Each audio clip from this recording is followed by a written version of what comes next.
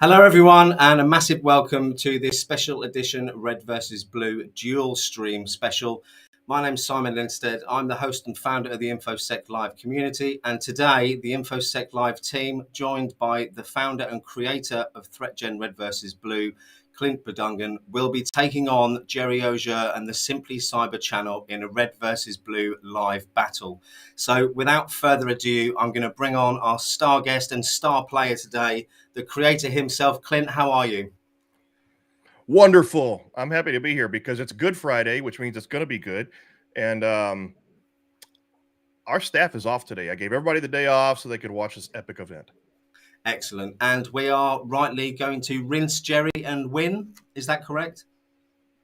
You know, you would think that should So first of all, let me say, although I'm the creator of the game, I no longer write code for the game, so I don't know all the little insider tricks and all this stuff anymore. So this is more like the CEO versus Gerry kind of thing, you know, CEO versus new hire. I'm still expecting us to win. I'm hoping that we win. So come on, for those that don't know you and ThreatGEN, just tell our viewers a little bit about yourself and the company. Yeah, so real quick, I've got about 25 plus years in InfoSec or system security, cybersecurity, whatever acronym or word you want to give it this decade. And I've been doing industrial cybersecurity professionally, exclusively just about since about 2003. In about 2013, we started using gamification or gaming engines as a means of doing training or providing cybersecurity training. And that's kind of in 2017, we decided to do it full-time professionally. So we all left our day jobs, started ThreatGEN, started building Red versus Blue. And then it's kind of a long story how Red versus Blue was established. But long story short is that it's gamification in its truest form. It's an actual video game, a computer game that creates a cybersecurity simulation that mimics it mimics real-world cybersecurity situations and mechanics and rules and everything. That's pretty much it in a nutshell. Awesome. And let's talk through what we're going to be doing today and how the game's going to be set up. Yeah, so we are doing a dual live stream. So you and I are streaming here on your channel. Gerry, who is our director of cybersecurity education at ThreatGEN, and also the creator and host of SimplyCyber, he is hosting on the SimplyCyber channel, the blue team side. He'll be the blue team. We will be the red team. And we're coordinating with him on the back end. We're not stream sniping, so that, you know, it's the honor system here. So, so as soon as we get everything set up, and by the way, he is saying that 5-1 odds that that he's going to win on SimplyCyber. So apparently there's a SimplyCyber. What's that? Yeah, exactly. He's got a book going. Yeah, and we apparently have some of our employees saying that their ThreatGEN employees are off, but some are still working. So I did see that's Robert, I believe, isn't it? Hey, Robert. Yeah, our head of sales and acting CFO. Yeah, he's saying he's still working. He's just doing that to make sure that I don't get mad at him or something. Of course, and I just want to point out that I've dropped the link into the chat for Gerry's stream. So if you want to jump over there, have two windows up, watch both at the same time. It can be truly interactive. Jax, nice to see you there as well. And yeah, trash talk, that is what it's all about. Clint and I were going to sing Ole, Ole, Ole as we came on, but we chickened out. So we'll save that till the end. Ole, Ole, Ole, Ole, Ole, Ole. There we go. We'll make sure we win first and we'll celebrate after. So, okay, do we know if Gerry's ready? Shall we launch straight in? Shall we bring the game up and show people the platform? Yeah. Let's jump up and so for those of you that haven't seen this platform before, it's available to play individually against the AI. You can also play against competitors, people that you know. I will drop the link in if you want to purchase the game as an individual throughout the chat. Just to let you know that Info-sec Live do have a strategic partnership with ThreatGEN, and if you do purchase it through that link, we amazingly get a very small commission, which helps us grow the community. So just wanted to be completely transparent about that for the stream today too. Yeah, so if you can see my shirt, by the way, it says "Game Over, man." Red versus Blue. So let's just see that again. Let's see that again, Clint. Yeah, there we go. Yeah, and so that's what it's going to be. All right, so let me get this. Go ahead and set up. Asking Gerry if he's ready. So we played this last week. and we played against the AI, and we lost. Actually, Clint, didn't we? Barely. It was close. It was close. And the only reason we lost is I will tell you right now, we have a disadvantage in social engineering. We uncovered a bug and last time when you and I were playing, Simon, and there absolutely is a bug where social engineering campaigns are not registering. In that case, I'm using that as an They're excuse broken. for why we lost. Yeah. No, we're not going to lose. I have other Oh, tricks I up meant my last sleeve. week. All right. Last week. Oh yeah. No, I think so. So all right. So we're going into multiplayer. Jax, Internet. by the way, you said there this is 2 against 1. Jax, you know how good I am technically. Effectively, I'm a kind of handicap. So. All right. As soon as he joins. I'll drop the link. Someone's asked how do you play. I'll drop the link in the chat now, so you've got that. Have a watch of us first, and then there's the link to register. Oh, there he is. There he is. Okay. All right. We're going to. Okay, he has to start. Come on, Gerry.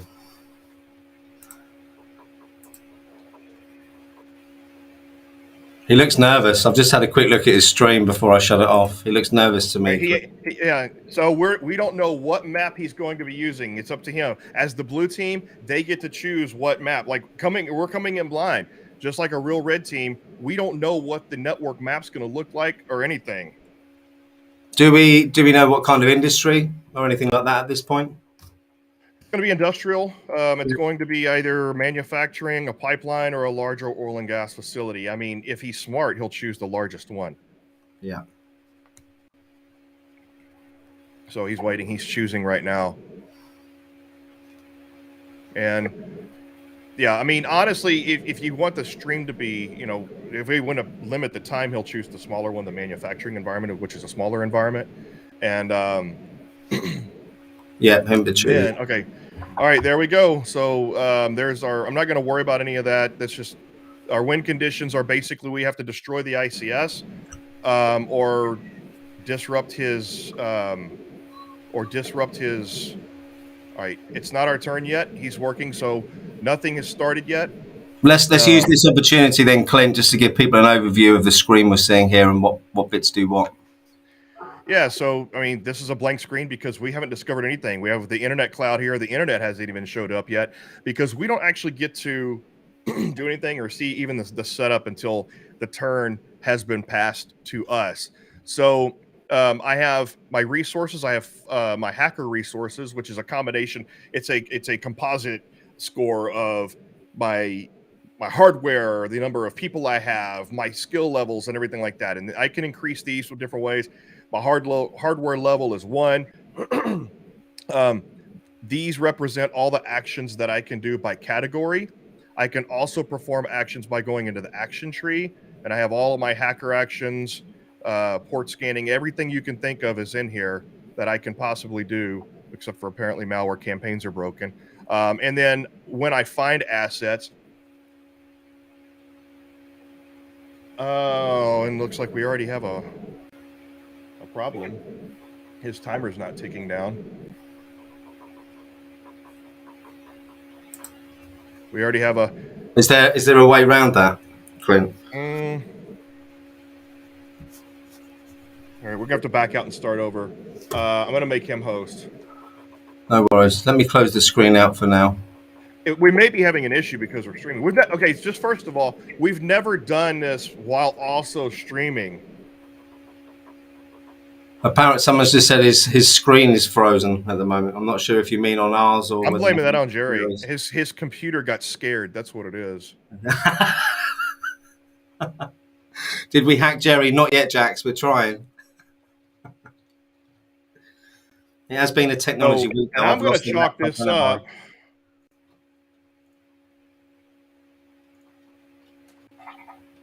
He's rebooting.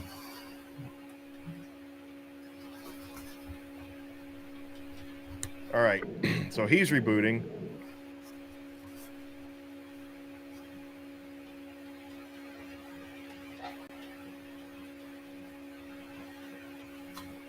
Thanks, Jax. Thanks for letting us know.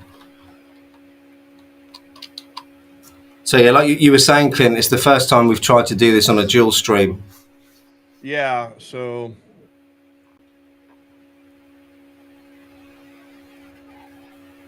hold on. I'll use this as an opportunity to take a sip of coffee if anyone else wants to join me. There's a question All right, here. I see him now. There we go. Okay, so I'm asking him if he wants the turns at 75. Because see, you can see his game there. Yeah. And it tells me that he has the turn set at 75. Okay, Jax is telling us we need to click back on red team. But Jax, if you're watching, is 75 what we want, Clint? Okay, no, so okay, he changed it. All right, so now we'll go in. There we go. We've got a quick question in the chat as well, Clint, while we're waiting for that to load up. Do you actually put in commands, or is this a tabletop sim? It's not quite a simple answer. Yeah, there are no hard skill command line code type stuff. This is a command line. And this is not a command line or code type simulation. This is more of a tabletop simulation. So it's all point and click. It's very detailed, but it's not technical, if that makes sense. Like, you have the level of detail and everything that you can do, but you don't have the. Okay, now it's my turn. Okay, so it seems to be working. So if the beta testers are listening, apparently there might be a little bug when the red team is hosting, or it may have been a streaming issue. I don't know. We'll test it. All right. First thing we have to do is we're going to do. We need to do our OSINT. So we're going to do our open source intelligence, and we're also going to do our physical recon, because I might want to go on site. I have 2 more resources that I can spend. We have 2 minutes and 30 seconds on our total time. So I'm also going to go ahead and create a malicious USB, so when I'm ready to go on site, I can start dropping them. All right, so you'll see here in our action log, well, nothing's committed yet. So we're going to do open source intelligence, physical recon, and create malicious USBs. I'm going to make a beeline to his perimeter and drop malicious USBs. And I'm going to start a spear phishing campaign directly after that. All right. Or not a campaign. Not the campaigns don't work, but I could do a direct spear phish attack. All right, we're going to end our turn. And I'm going to make sure tell my beta testers to test for that issue. So again, back to the kind of command prompt question. It's a very tactical game as well, Clint, isn't it? It's understanding the fact that you've got limited resources, learning how to allocate those, learning to win with what you've got, I suppose. Exactly. So on really both sides have limited resources. He's starting with limited resources. I'm starting with limited resources. And as you see, I can't do anything. I have no resources because I'm still creating my malicious USB, still doing recon. So he starts out of the gate with an advantage of he can start doing a lot of actions immediately where I can't. But in the early game, his network is very immature. And so, yes, he has limited resources. He has limited budget, but he can request budget and get more budget. He has limited staff, but he can hire staff. Same with us. There's ways that we can gain more. We can recruit hackers. We can get more resources. And in the early game, his network security is immature. His security is very immature. And so we have the advantage. As the game goes on and as he hardens his network, it's going to get harder for me to infiltrate his network. Okay. So what resources have we got now, Clint? Well, right now we have 5 total resources, and we're waiting for never mind. I'm dumb. I was like, oh, the timer froze. The timer's supposed to freeze because it's not my turn anymore. But it'll reset back to 3 whenever he passes his turn. I feel like he's taking some time on this go. I think there's a fair amount of indecision going on the Simply Cyber channel.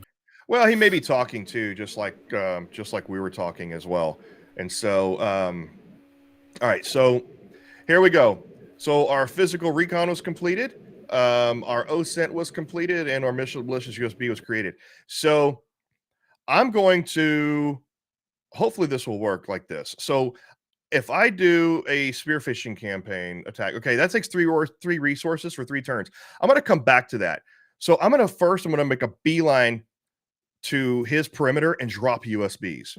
That's the first thing I'm going to do. So I'm going to go physical because I don't think he's going to focus on physical security right off that. So I'm going to change locations, go to the perimeter. So I have my USB key is created there.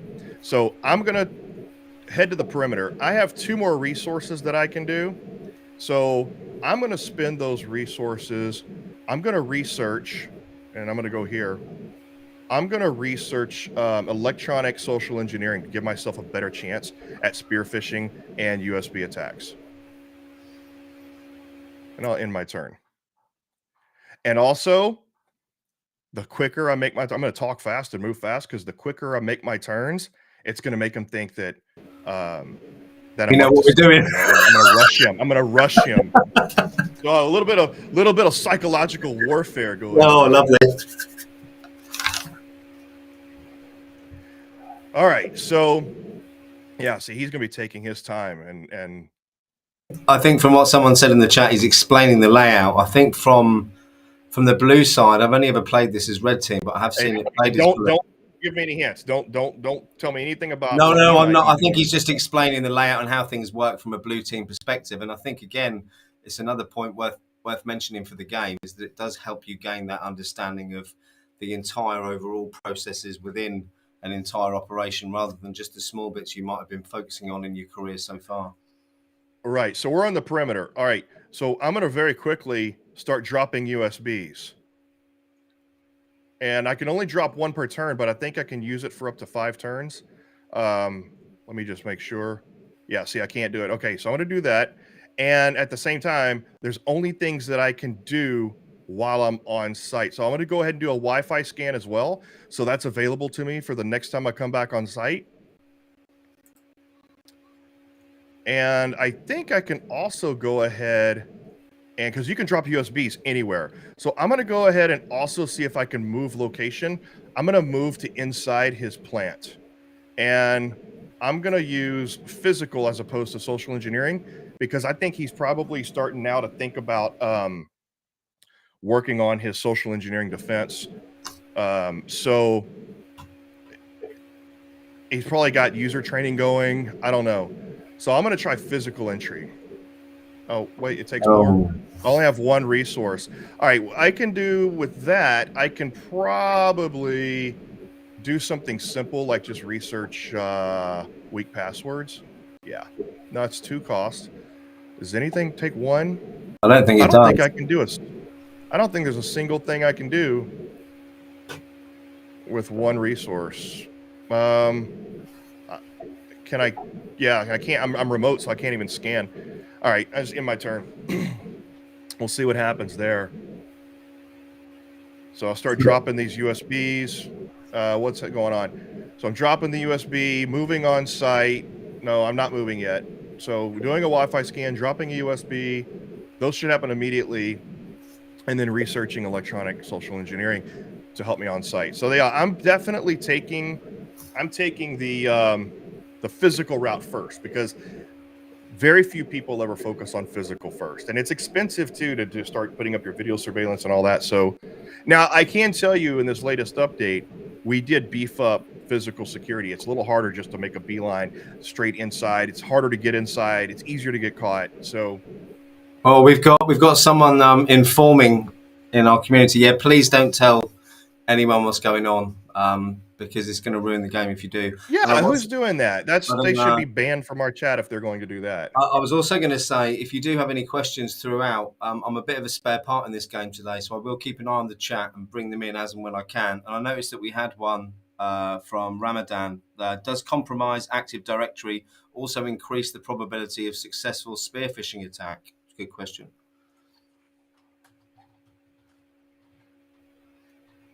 So I'm telling you right now, if we find out who's spoiling it, we're gonna ban. I will personally ban you from my channels and from participating any further because that's not cool at all. No. You'll get a lifetime ban, and I'll make sure you never get a copy of Red versus Blue as well. Yeah, it's not fair. I'll ruin the game, guys and girls. So that question then, Clint, does compromise Active Directory also increase probability of a successful spear phishing attack? Where's the question? Does compromise Active Directory? Yeah. So, well, yeah, absolutely. So, it anytime if you compromise, if you compromise, and I wonder if I guess he's taking his time. If you compromise things like Active Directory servers or servers that give you email, usernames and emails, then yeah, absolutely you can. Then you can absolutely have an easier time with password attacks and Active Directory. All right, let me get back to this real quick. So everything is completed successfully here. Because we've compromised. We've got it worked. We've got a successful compromise on the look at that. Boom. I can say right now, unfortunately though, that's in the user workstation zone because it's just a username. It's my computer. Look at that. How fortuitous. We got there, but we can go and do oops, I did not mean to do that. You know what? So I can start exfiltrating data, and I might do that to start bringing his profit and loss. Like, I don't know what my win condition is yet, but if he hasn't discovered this yet, I could start exfiltrating data. He'll see his profit and loss meter going down, and that'll freak him out. And he'll start spending resources. So I have a decoy over here. This is up in the user workstation zone. So he's going to think I'm inside. He's not going to think that I'm on the perimeter. So I'm going to go ahead and exfiltrate data. First off, I'm going to cover tracks, and then I'm going to exfiltrate data. That's going to make it harder for him to discover me. And by exfiltrating data, that's going to make his profit and loss meter go on. That's going to freak him out. I've got this network device here. Probably the switch. I'm not sure. But oh, that's the Wi-Fi. Okay. Wi-Fi, yeah. I can't crack the Wi-Fi yet. Okay. So, what should I do? I have no more resources. All right. All right. We're not kicked out off perimeter yet, and I can't move. So, what did I do? Covered your tracks. Yeah, okay, since I got that, man, that worked quick. I got a USB drop fast. All right, go ahead and end my turn. Spent my turns covering my tracks, and it's going to take, one turn to cover my tracks, one turn to exfiltrate data. So that should immediately start making his profit and loss meter go down. And then I could start to move further into his perimeter until I get caught. I'm going to move as far as I can inside his perimeter. Once I get caught, and I'll keep dropping USBs. Once I get caught, then, and of course, there's a high likelihood now that we're going to get caught on site because we had an informer telling him that we're dropping USBs. So he's probably beefing up physical security now. And I suppose the way we should look at it, Clint, is that could actually happen in the real world, couldn't it? You're exactly right. However, I don't want to give the people excuses to forgive what they've done about, informing on us. So no one likes informers. Yep. All right. So just waiting on him still, I guess. Man, we cut it down. Our last turn was at 48 seconds. We were using all of our time. So the strategy here is, anyway, there's a likelihood now that we're going to get caught on site because he's going to beef up physical security now that he's been informed. I'm going to keep digging physical security as much as I can until I do get caught. As soon as I get caught, then I'll pivot and start working on the perimeter, I guess, and start doing spear phishing attacks to work on the inside. So it's usually my strategy here is physical security first because people don't focus on that. USB drops because people don't focus on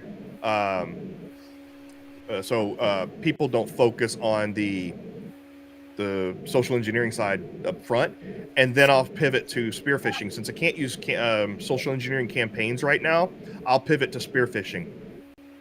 And then at some point, your social engineering starts to get harder. Your low-hanging fruit starts to get harder as he will start to harden his network. Then I had to start after looking for other ways in, and so we'll figure out the strategy as we go. It's gonna be very fluid. All right, so we got our tracks covered, hopefully, and the Wi-Fi scan is completed. We got all that done. All right, so I got all the resources back. I'm not kicked off site yet, so I'm going to continue to move inside. First of all, exfiltrating data succeeded. I forget if that's a one-time only thing. Yeah, so we are currently exfiltrating data. Should we hit it with ransomware? It's not an important resource, but that'll get them moving, thinking somewhere else. All right, yeah, I'm gonna install ransomware. Yeah, let's see if that works. I'm gonna install ransomware, and I'm gonna move deeper into his network. All right, so let's change locations. Let's move into his plant with physical access, basically lockpicking, that kind of thing. Now we don't have any more resources. But normally, so I would have dropped more USBs to try to get more insider access using USBs. But we have an opportunity right now to provide a decoy. He already knows I'm here now because somebody told him, I think. I don't know if he found it. You know what? I don't know if he's found this. I'm not going to do that yet. I'm not going to alert the fact that there's malware on there because he may not have found this computer yet. I may still be hidden. And that was a rookie mistake. It doesn't make much sense for me to cover my tracks if then I'm going to infect it with malware and let him know that I'm there. So there's a good question here, Clint, actually. Wouldn't endpoint security prevent USB? Yeah. No. Well, in this game, you have to have specific USB protection. Okay. I'm going to install disruptive malware to further increase his profit and loss going down. This is a red herring. Or a red computer, but this is a decoy.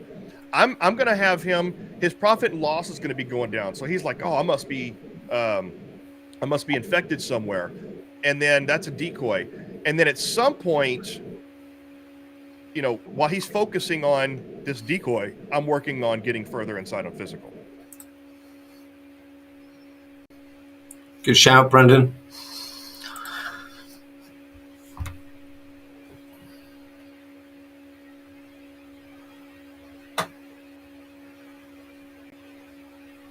I bet he wonders what's going on now. Yeah, see, I don't know if he's detected this guy here yet, but since I've already exfiltrated data, which increases his profit and loss meter going down. All right, look, I have, so ninja-like, you successfully entered the plant using physical intrusion techniques, but hurry before you get caught, I know. And then we have this, we always have the flavor text down here, quotes from movies and stuff like that. All right, so we're inside the plant. So at this point, and I have all 5, I'm going to do insider recon. Insider recon will help me find computers in there. I can also, you know what I can also do is drop plant a rogue device, which gives me access later. So I'm gonna go ahead and plant that rogue device. That's important because as long as I have internet connectivity to his network and I have a rogue device planted, I have an insider, I have a way in. So I'm gonna plant the rogue device. I have 2 resources left, and he can discover the rogue device, but it's, you know, it's unlikely in early game. So I could either crack the Wi-Fi to give me that way in from his perimeter, or do another USB drop, or I can, and I'm gonna search for HMIs. If I find an HMI and get access to an HMI, it's game over. All right, I'm gonna do that. I'm gonna drop a USB. Boom, look at that. All right, so planning a rogue device to give me remote access in case I get kicked out off site. Searching for HMIs. If I find one and manipulate it, and I can damage the ICS right there. Boom, game over. If I don't get kicked out first. And malicious USB drop. So to see if I can get another compromised host. All right, it's getting good. It's getting good here because he's getting good. We got multiple. We've got people engaged. I just want to get these questions in quickly, Clint, because we're going through this so fast. So, how are rogue devices detected in the game? Asset management? Question mark. What is the counter from Info-sec Brett?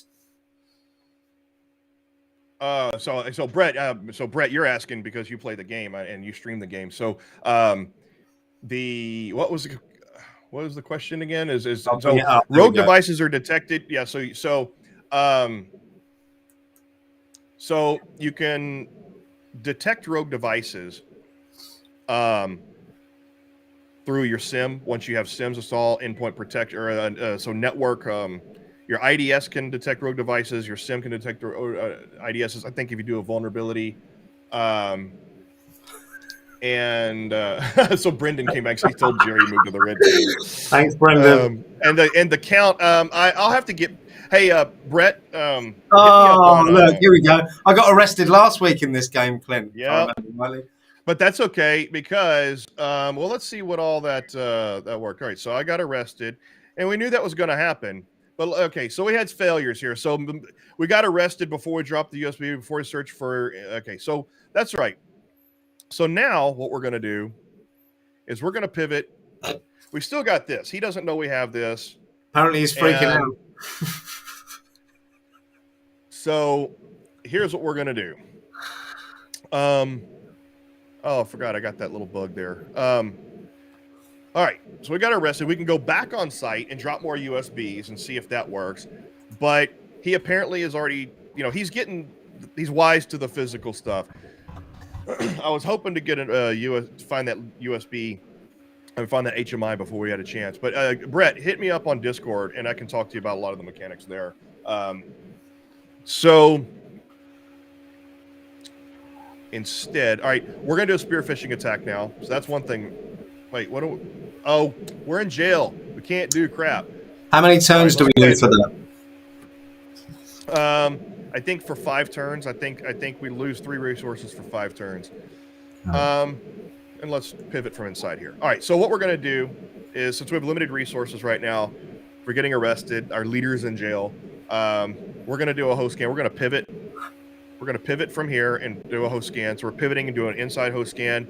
And then we're also exfiltrating data, and we have destructive malware installed on that system as well. If you look here, the destructive malware, it got installed. So he's got his profit and loss going down. More than likely, I'd be willing to bet he's right now trying to figure out why his profit and loss is going down. So we're just going to start hitting a bunch of stuff with destructive malware at this point. So we're scanned from the internet, doing a host scan. All right. So we're pivoting, going to compromise more machines, and going to continue. So right now, I'm thinking it's possible if he's not discovering me, then he's not gathering threat intelligence. He just got some threat intelligence on me from being arrested. So we have to stay extremely stealthy now. And I'm thinking our primary goal is going to be making our way. We're going to slowly make our way to the ICS and try to damage the ICS from the inside. But in the meantime, we're going to infect machines with destructive malware to reduce its profit and loss as a secondary win condition. That's a good point, Brett. Too bad you don't have the option to get a bunch of decoy people, flash mob, to get the blue team to focus on physical and allow for better technical attacks. Oh yeah, a bunch of activist protesters outside throwing rocks and stuff. Yeah, that would be cool. Now, I mean, of course, every day in London you're talking about, Brett, at the moment. It's the UK on a Saturday.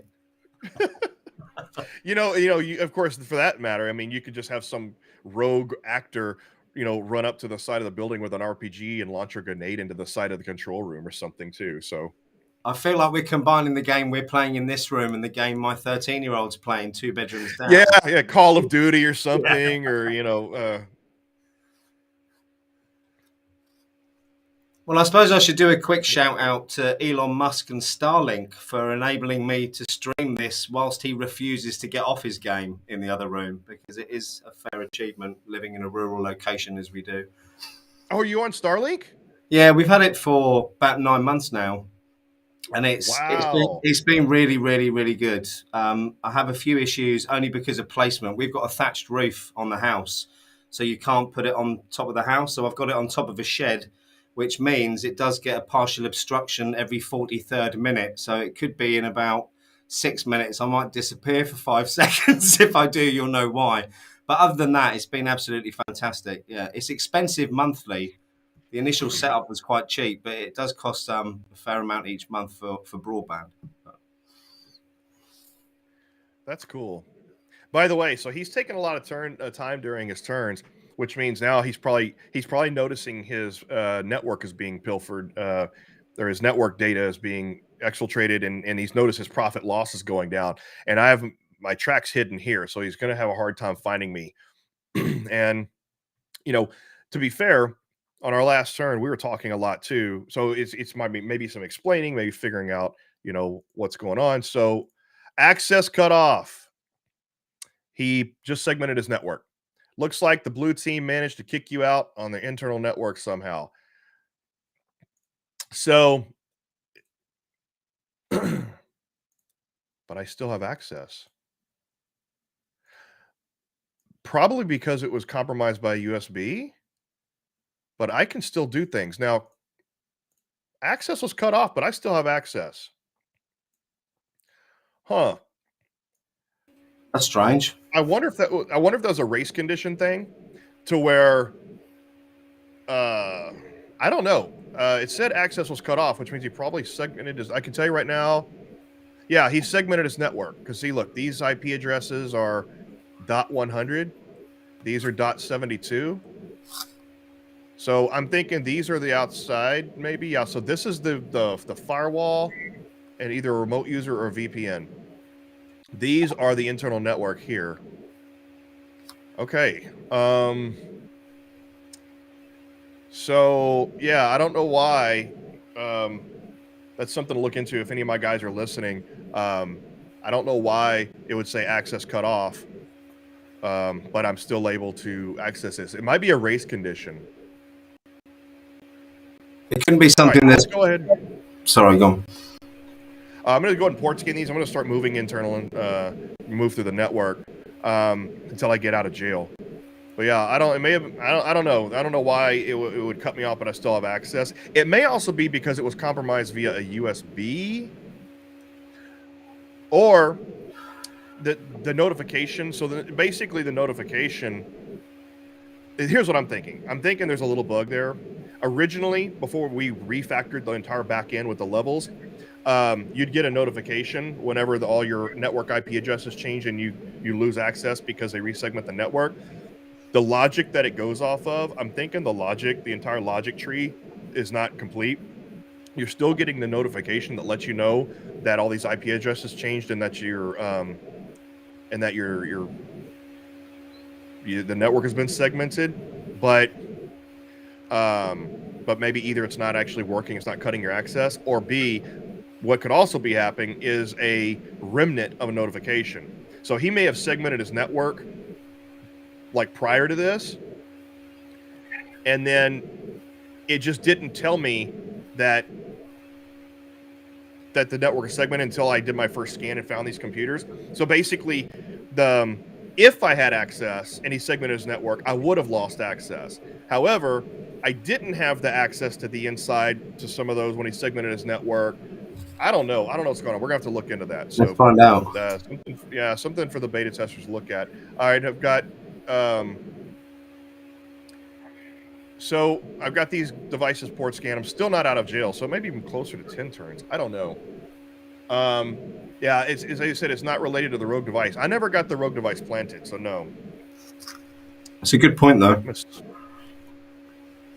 So I'm thinking this is a firewall here. All right, that's all I can do is continue to scan and enumerate to dig deeper into these devices. Man, when you get arrested, you get put in jail. That really kicks you in the butt, doesn't it? I mean, it really takes away the resources you have available to you. So we're a fifth of the way through the game, and we've already had our first strategy foiled. We were one. If we would have just if we would have got arrested one turn later, we would have had that rogue device.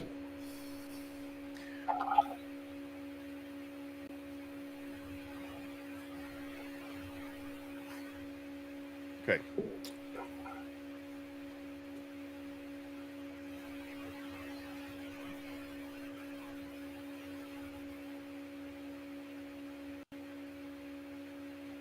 I think Brendan's asked a question. What would you do? What would you do if you were USB hit? I mean, my only advice is to unplug everything. I'm not sure if that's right. Is it, Clint? I mean, it's incident response is normal, right? I mean, if you got hit with if you got hit with the USB in real world, it doesn't matter how you get compromised, other than trying to find root cause analysis and things like that. If you're compromised, and you deal with it no matter what, in the same ways that you would in any other way. So, what's going on here? All right. But in the game, it's the same thing, right? I mean, he doesn't know I'm compromised here, I don't think, because he hasn't done anything to this computer. I hid my tracks, right? So,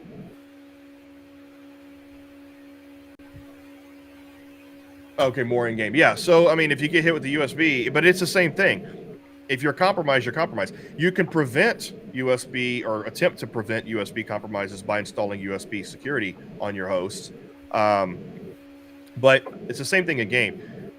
The game doesn't differentiate, how you get compromised, other than in the logs. But if you get compromised with a straight attack or a USB attack, it doesn't matter. If you're compromised, you're compromised.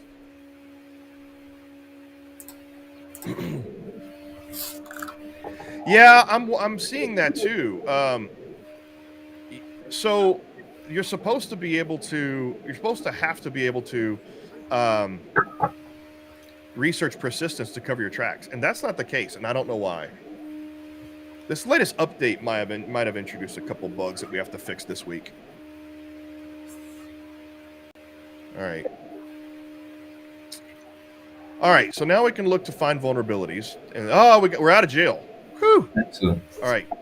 So the first thing we're going to do is look for public vulnerabilities on those two devices. It's just a switch. Let's go ahead and run a spear phishing campaign, not a campaign, an attack. And also let's port scan with these devices. I'm looking for a firewall. I'm looking to move further into the network. All right, so we're kind of at a lull right now. We're in the network, and we're looking for firewalls. We're looking to move laterally further throughout the network, while also working on trying to mess with his profit and loss. Ramadan's come out with a good comment as well. How about increasing human resources? Yeah, and I can here.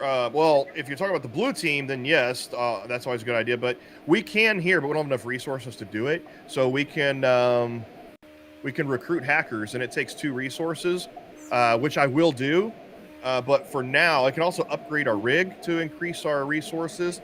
But for now, I want to try to set the stage here for me to move further into the network. All right.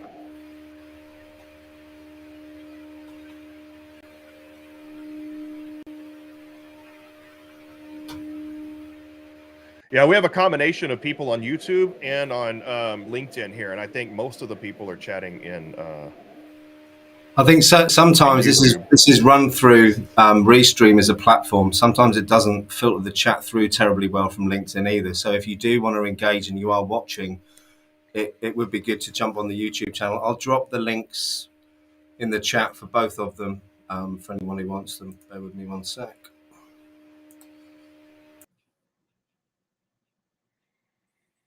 All right. Well,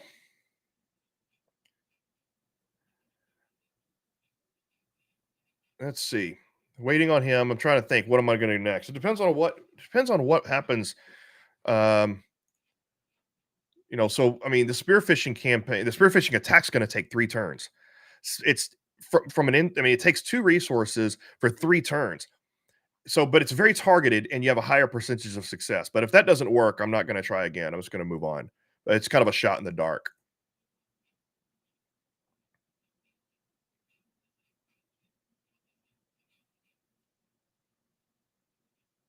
All right, there. You still? Looks like your audio went a little quiet. You still there, Simon? I'm here. I'm typing, putting some links in the chat. Yeah, I haven't frozen yet. It's all right. All right, good.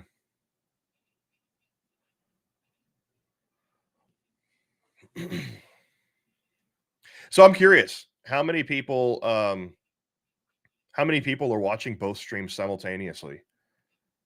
Because I mean, I know it's going to get confusing because he's talking and I'm talking. You have to choose what you listen to, but I'm curious to see how many people are watching both streams in two different Yeah, I browsers. think it'd be good to get some feedback on that as well, to see if people would like to see this again. Because, like as you said at the start, Clint, it's not something that we've done.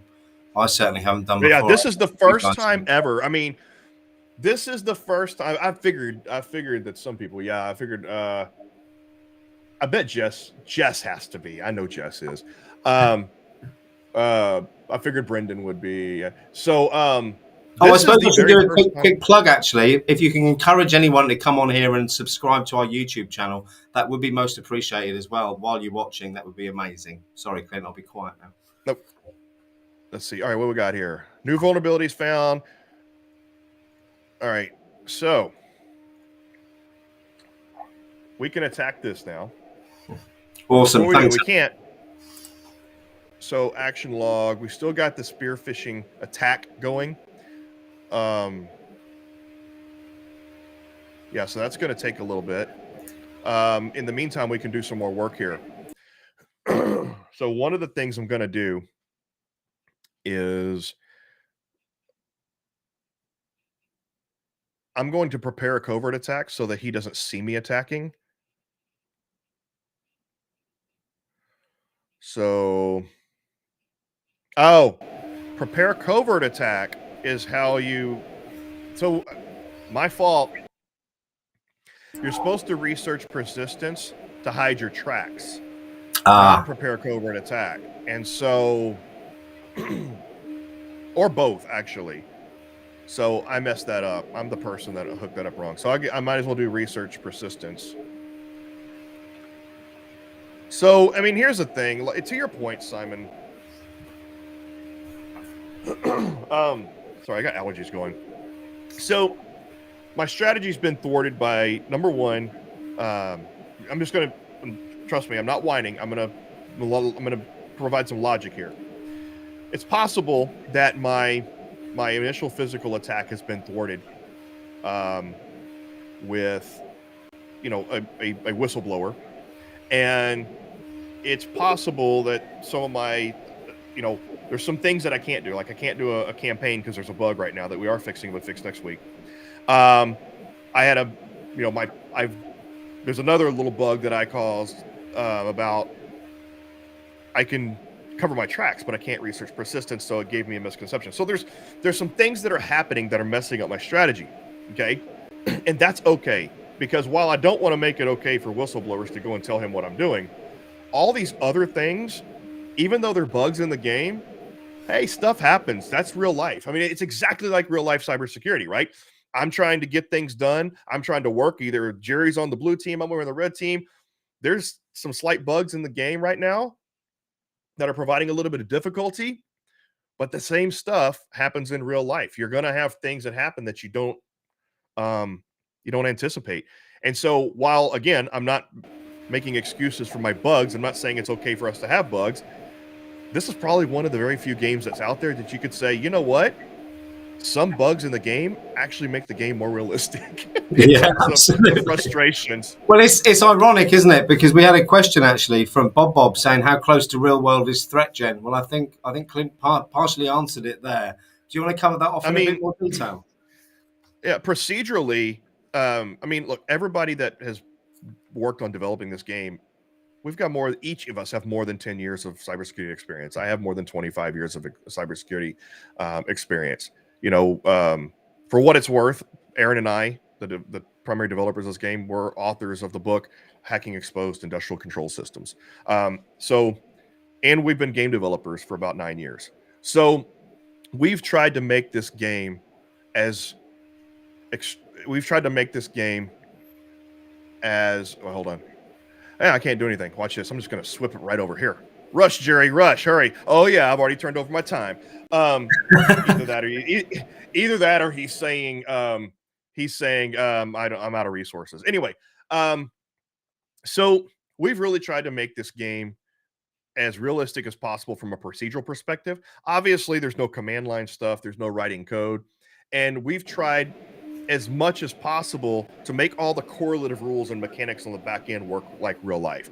And it's ongoing, right? I mean, this game started, we developed the alpha version of this game in 8 weeks and had it ready for a conference to do a red versus blue competition. And I mean, that's extremely fast, especially for amateur game developers. And over time, we've been listening to the community, listening to the feedback, and adding features, adding features. So the development cycle is like somewhat like software engineering and somewhat like game engineering. And by the way, he still hasn't found this thing. So his profit and loss meter is going down. It has to be. Okay, I got 3 resources back. So anyway, it will continue to get more realistic, and it's going to be realistic from a high level procedural strategic perspective. As you can see, it's all point and click. But I mean, you can see, look at all the different things we can do from a red team perspective. It's very detailed, just not technical, and we think it's very realistic. But I'll let my community be the Let me judge. give you a point of view from someone who isn't an expert. Though I tried to come in as a penetration tester 2 years ago with a very narrow understanding of cybersecurity as a field in general. And the one thing this game has done for me and my 16-year-old son is really give us a great overview of how both sides operate. And I think it then helps once if you've been playing around on things like Nmap and Wireshark, you then start to relate the tools that you've used to the parts of the process that you're actually involved in. And there's another question in here. Let me see if I can find it. Is there a tutorial to learn the system? Does it cross over to real Yes. world? I mean, I think we've covered off the real world crossover part, but there is a good tutorial. Is that on the main website or is that on YouTube? Where is that, Clint? And I'll find the So link. there's not a tutorial. So there's a game guide. The game guide is available. There's a game guide available on the Steam version, and it's at the Steam website. And it's also in the Pro version. The video tutorial is only available to members and subscribers of our Pro portal. There's an old video tutorial that's out there on YouTube. Somebody can go find the link. It's on the ThreatGEN channel. It's out there, but it's like for version 1.6, I think. But it gives you the basics. And there's a couple walkthroughs of 1.6. But all future tutorial videos on getting started with the game and all that, there are instructional videos that are in our educational portal, which requires a license. It requires a subscription. Well, seamlessly done there, Clint. I have just put the link in if you want to purchase it. I just want to bring your attention to one important thing. We are a strategic partner with ThreatGEN. One of the ways to keep the Info-sec Live community going for free for all its members is to develop strategic partnerships. And we do receive a very small commission if you purchase off that link. So if you are going to buy and you are a member of the community, please use the link that I've just dropped in. Thank you. So we are kind of we're boxed in to this one little network here, which appears to be a user network. So it's probably not close to his ICS network. And there's not a lot of critical systems. So his profit meter is not going down very fast. But this thing's hidden away in the corner. He's not finding it. So at least I have a foothold. I'm going to continue to try to move laterally, but I'm moving it slowly so he doesn't detect me.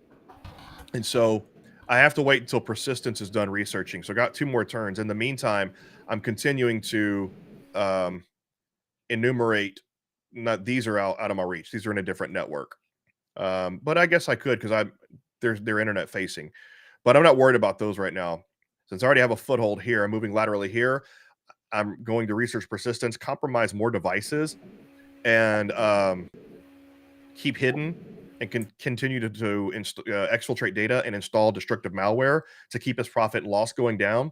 That'll keep him distracted, and that's my secondary win condition. That'll keep him distracted while I move into further into his network, trying to gain access to the industrial control systems. At this point, he probably has video surveillance installed and electronic countermeasures because he knows I made a beeline for the physical, and I was arrested there, which validated his concerns. So physical's probably out for now. So I have to continue to work on other means. He's probably also beefed up his electronic social engineering capabilities. All right, so We have one more turn before our research, our persistence is done. One more turn before our Stack Overflow's research is done. I do have one resource.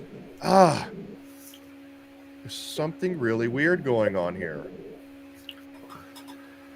I'm not finding a firewall in this network that I'm in. I need to do another host scan from this computer to see if I can find the firewall in here, so I can hopefully hack the firewall and then pivot my way out of this network. But next turn, I should be able to start attacking these devices and start to increase the amount of damage I'm doing to his profit and loss. Brendan asked, how much is the game? I believe for individuals, it's $19.99 $1 million. So right now, the game is actually it's $20 a month for individual users. There is a pricing page on our website, but what I want to do is, if for individuals though, use the link that Simon is posting there. It's $20 per month, or I think there's a one flat fee for I think $199 for paid 1 year. There's also the option to get lifetime membership for $9.95, one-time purchase, lifetime membership, all the premium editions, and then yeah. But I would prefer you just give me $1 million. Yeah, or just click the link, if that's more affordable. I'm just finding the link. I'm trying to do two things at once, which I'm clearly not really good at. I don't see it in the details. It's now coming in, Chris.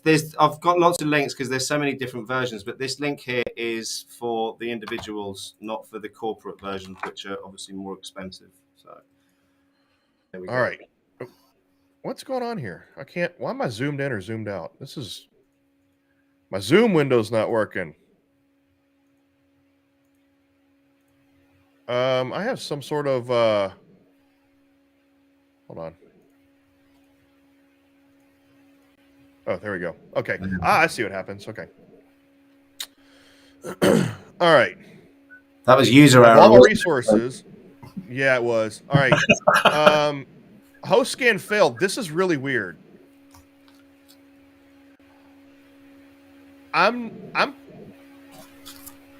There's apparently no firewall. Look. I can't believe that. So I have access to this thing, but I can't host scan and find the firewall. I've host scanned and it's failing, so I'm not finding the firewall here. Do we need to go back and scan the whole environment again? No, it looks like there was an oddity that happened when I got my access cut off. I have to go back in through the firewall and all that stuff now. You know what I'm going to do? There's a good question from Brendan. Do you take Bitcoin, Clint? Personally, yes. From the company, no. For the $1 million, that's a yes. For the regular subscriptions, only if you convert it into dollars and make your purchase that way, I think is the answer. All right, just real quick. All right, I have a pivot here. I'm going to switch tactics. Okay, since I can't move further, apparently when I had my access cut off, I still have access to this host, but I don't have the access to a firewall anywhere. This feels like my OSCP exam all over again. Yeah. So, okay, here's what I'm going to do.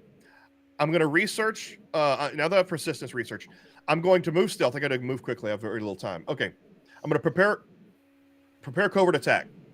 All right, so I can stealthily attack this computer and then hack it and install destructive malware in order to continue his profit loss burn. In the meantime, I'm going to port scan these external devices. One's probably a VPN, and I think one's probably a, I don't know. Anyway, I'm going to scan those devices and start performing recon on those devices and then his firewall. I'm going to do another decoy. I'm not, because we're not even halfway through the game. So I'm going to find his external firewall, and I'm not even going to, and he may have it all patched up, which means I may have to find 0 days. But I'm not even going to try to take control of his firewall. I'm going to denial of service his firewall. I'm going to take his network completely offline. I'm going to continue to knock his firewall offline. Every time he fixes it, I'm going to knock it offline. So that way his entire network is offline, his profit and loss is going down, and he's trying to fix that, and I'm going to scurry around to the back door physically and go back to physical attacks. Love it. And he forced me to do this because I guess when I got kicked out, since I no longer have I can work internally in here, but I can't get a firewall. So I can still continue to work in here, but in the meantime, I might as well just go and attack, his firewall and knock it offline and continue that profit loss thing going on. And especially the problem is every single time he sees a denial of service attack, his threat intelligence score goes up. So you have a limited amount of time and limited ability to be visible before you get caught. I don't want to go back to jail again this week. Yep. Yeah, exactly. And see, so far he's only increased his threat intelligence score a little bit, because he's caught me and I've been arrested. He can't increase his threat intelligence score until he finds this and does it. Now, here's the thing. At one point in the game, and I don't know if we fixed this, at one point in the game, and I'm pretty sure we did, if you find a compromised host and you just keep performing threat intelligence over and over and over and over and over and again on that one host, you can win the game. It was a glitch that allows you to win the game that way. I think we fixed it to where you can only perform threat intelligence once per host now. So I would have to assume that's fixed. And I would have to assume that he hasn't found this computer yet. And his profit and loss is continuing to go down. No naughty step, Brendan. I've got 6 children. Need a lot of steps in my house. All right. So, and here's the thing. It may be possible that since I can't find the firewall, my earpiece is heading out. Since I can't find the firewall, there may be a bug to where I'm operating in this little network here, but it's not registering my the fact that this thing is compromised anymore. I don't know. All right, so I'm preparing my covert attack. It's going to take 3 turns. Ay, ay, ay. Maybe I should have done that. All right, I'm going to China's asked a quick question, Clint. China said, what is the device you keep referring to? Is it a rogue device? I'm not sure what you're asking there. Do you mean the one with the skull and crossbones on it? Or let us know, China, what you mean, and I'll try and get that answered for you. This is just a workstation that I have compromised. So both these are network devices, which means one's a VPN probably and one's a firewall. So that's all I can do for now.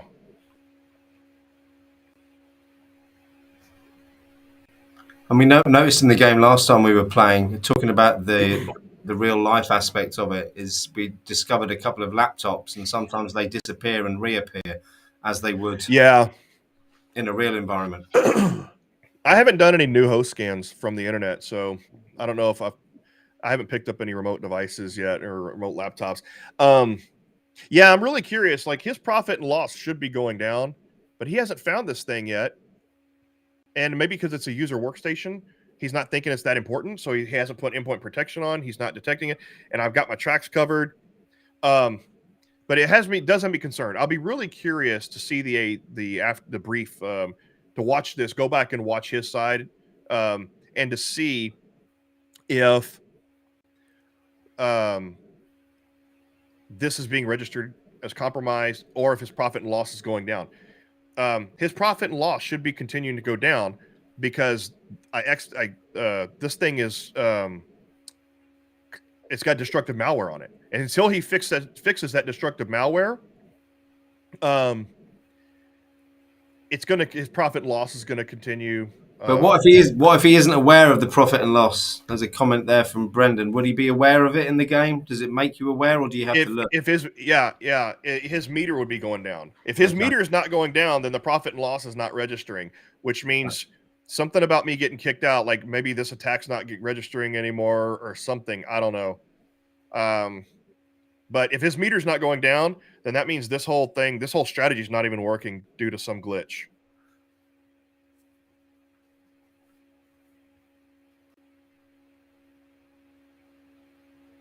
Anyway, don't tell us anything, Brendan. I don't know. So let's see what happens next. Yeah, the profit and loss may not be going down at all. This may be just a complete. Let's have a look. Oh, there's my firewall. Okay. There's my firewall. That I was. Oh, it was registering the wrong IP address because it was showing me the IP address. It was showing me the IP address of the other network as opposed to the one on my network. Right. Boy, I'm making some. Yeah, I'm kind of angry now that if this profit and loss is not working because of some cutoff access or something. Either way, I'm still waiting on it. I mean, we have still plenty of time. We're not even halfway through the game yet, and I'm still preparing this covert attack. He thinks he's feeling like he's doing pretty good right now because he doesn't even know he's compromised. We're lulling him into a false sense of security is what we're doing, Clint. Oh, absolutely. All right, wait. How many turns do we have here? We have one more turn till that's done. Okay, so I'm going to spend one resource on finding public vulnerabilities.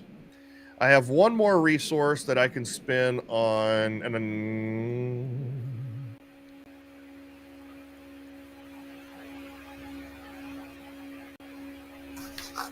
evade network detection. That's perfect. All right, so I'm going to evade network detection. So in my next turn, I'm going to start attacking devices. I have a covert attack prepared. I've got my tracks hidden on that compromised device. And my next turn, I'm preparing to evade network detection. He should not see this next attack coming. Okay, got a quick question while we're waiting for Gerry. Does denial and manipulation have the same effect to profit and loss, or does manipulation have a bigger impact than denial? It's a good question. When it comes to profit and loss, denials have bigger. If there's two ways to affect the profit and loss by you can deny the device, or you can compromise the device, exfiltrate data, and install destructive malware. So, all right. To be fair, we had a spoiler on his side. We accidentally had a spoiler on this side. So his profit and loss meter is not going down, which means that this sustained effort, of having destructive malware on the system is not working. Yeah, and I can't do anything further than so. Now, what I can do real quick is install malware on next turn. I can install the malware and then activate ransomware and just start hitting with ransomware everywhere. So I can compromise a bunch of hosts stealthily, install malware, and just start activating malware on all the hosts. Okay. I can do that too. Oh, we're ready. All right. Nice work. When it comes to, I successfully created a backdoor. All right. Now, do I pop the firewall or do I start installing? Okay. I can pop this firewall and start moving laterally. I can pop this firewall, deny his entire network. I can start installing malware. How long does it take to install the malware? It takes 2 turns. Wait, do I already have a malware installed here? Or ransomware, I mean, install ransomware. Well, I might as well go ahead and attack something. What do I want to attack?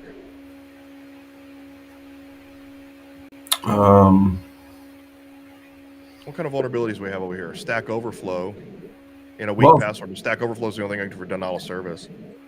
What have we researched? Where are our skills at, Clint? Only thing we've only researched one skill, Stack Overflow, and I guessed right on that one.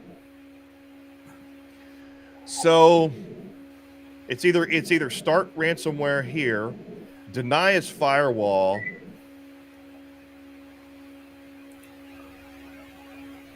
keep popping his firewall. I'm gonna have to find a 0-day. I mean, it's expensive to find a 0-day. Like if we go here, we might be able to find with some fuzzing, but it's 5 resources for 3 turns.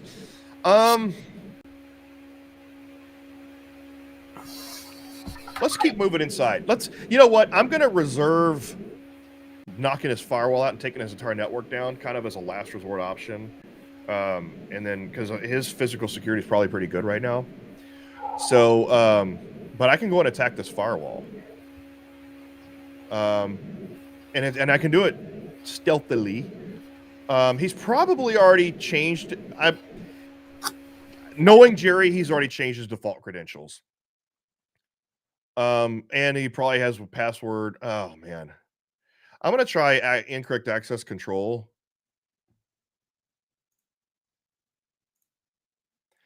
Not feeling good about it because we don't have that researched. And I mean, he's not going to detect the attack most likely. I think you're right. I mean, it helps that we know Gerry and we know the things that he's more than likely would have covered off. I've done my research on my target, right? I've done my recon. And Brendan makes a good point. What's going to time up the most? I think installing a bunch of malware and I think hitting all these things with ransomware is going to time up the most. I can tell you, installing ransomware sometimes, if he has installing ransomware, it can be difficult midway through the game, and we're nearing midway through the game, so.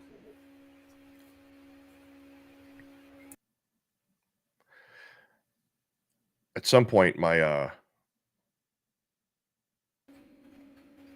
earbuds are gonna run out on me. I'm gonna have to switch to an alternative. Everyone may be able to hear my microphone died during our stream last week, so I'm using my laptop at the moment. Sounds like I'm in a tunnel.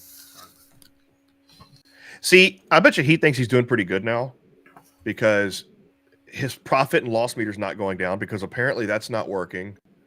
And it's possible, I don't know. I mean, I don't know why I'm seeing this compromise. So apparently he hasn't found this box, which is why I still have a pivot into all this stuff. But my destructive malware is not working.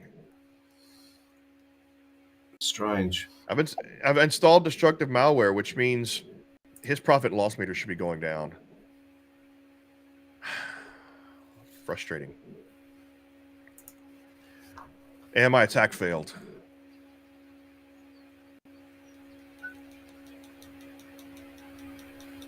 All right.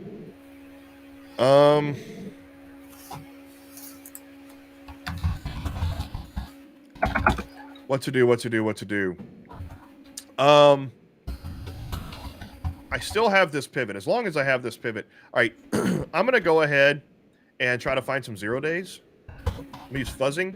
Minimal effort to find 0 days. And then continue to work on these computers here. No honeypots in this game yet. And I still have a missing... We have a collider. We have a messed up collider somewhere that's causing a blockage. That's just something I noticed. See, my mouse goes here and there's nothing. There's something in here that's still causing a little bit of a collider issue. But as long as you can access it, it doesn't matter. All right, we have 1 point we can use.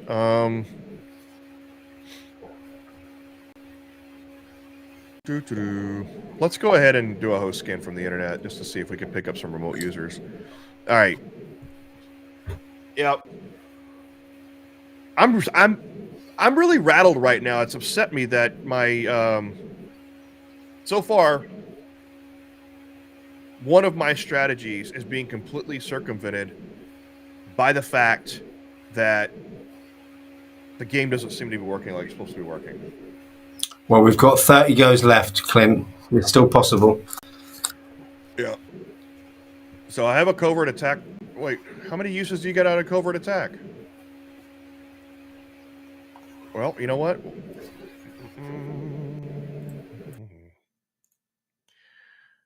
On the next manipulation attack, which we did, it did not get rid of our covert attack.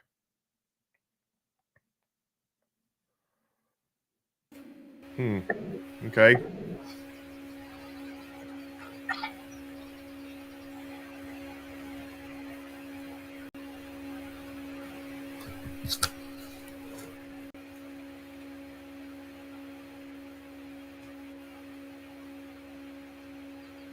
Am I right in thinking then that because we've been arrested on the perimeter once already, that we can't try changing locations now? Is that too risky? We can, but I know that it's going to be difficult now. Yeah.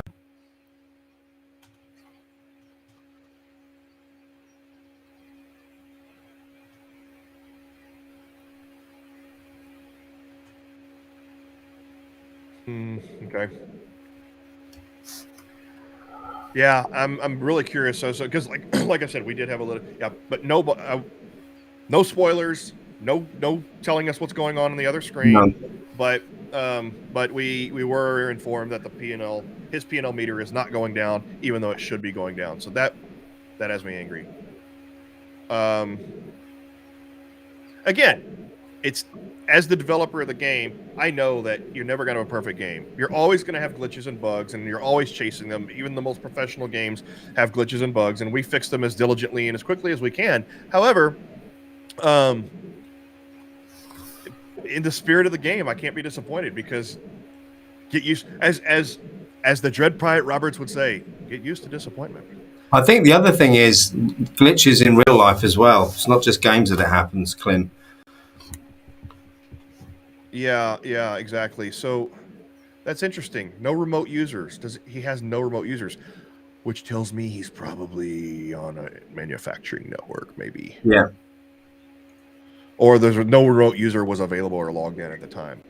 One more until fuzzing is done.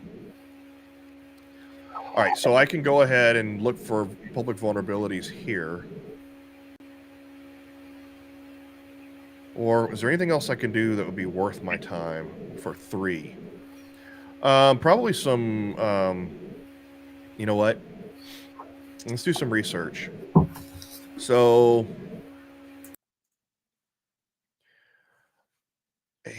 Stack Overflow. What's on here? I really need to work. Access control. I'm not going to do research really until I figure out.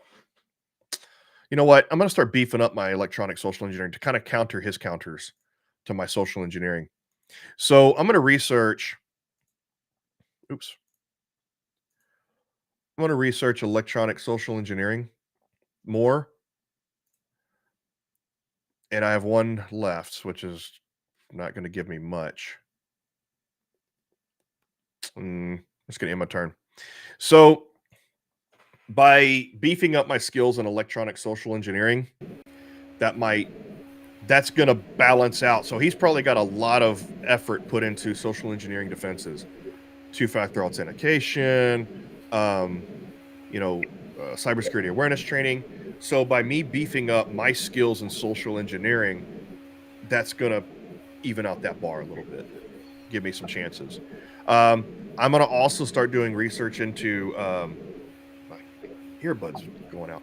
I'm going to start doing research into human social engineering to give me a better chance on site. Yeah, good plan. Because I'm about to nuke him. I'm about to nuke him.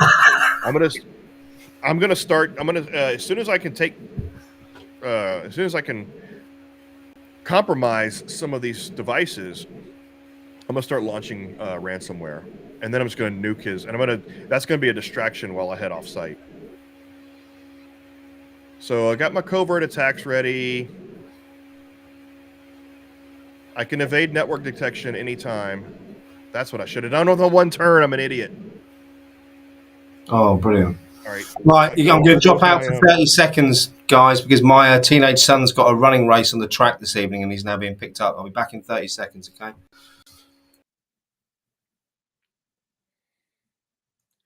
All right, so we're going to see what kind of vulnerabilities we found. Any 0 days on this firewall? We got 2 0 days on that firewall. We have 1 0 format string errors. Looks like I need to research format string errors. Integer overflow. That's a remote user. There's the remote user. Integer overflow. Okay, integer overflow. Format string.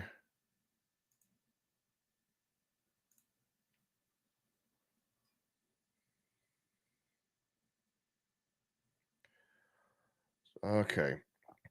So it looks like format string error. We're going to research format string errors and prepare a covert attack. So, or prepare network IDS evasion. So format string error, get some skill up in that because that's a 0-day that we found. And we're going to prepare IDS evasion, evade network detection.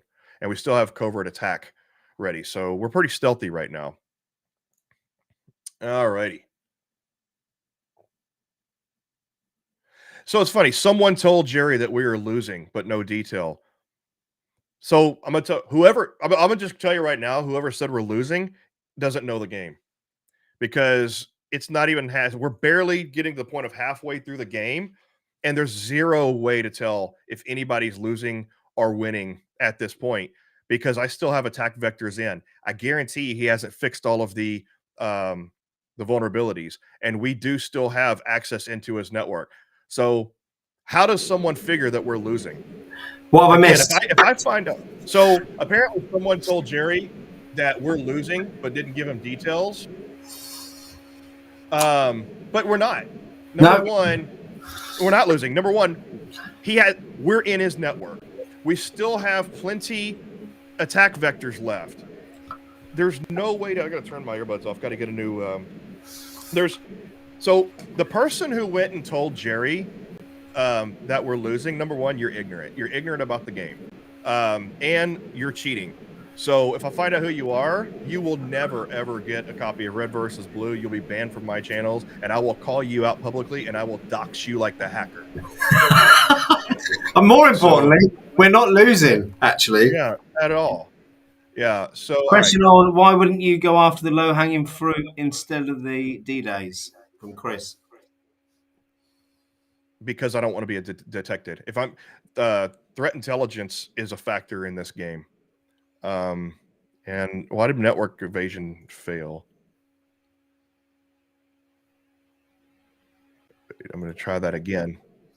All right, so I can just real quick. What do I want to do with my last two? I'm not attacking yet because I'm trying to be stealthy, because you can lose very quickly in this game. You can lose very quickly in this game by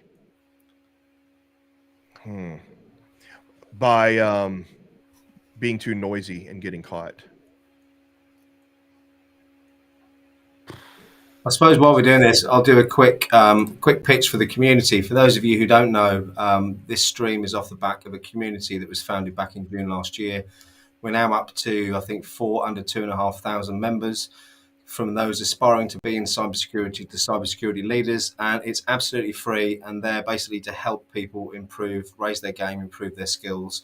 I'm not a cybersecurity expert, but I have got 30 years sales, marketing, and business experience, and I've tried to help people with their soft and essential skills. So if that's something you want to improve, or you just want to hang around with some like-minded people, the link to join is there. It'd be great to see you. Sales pitch over.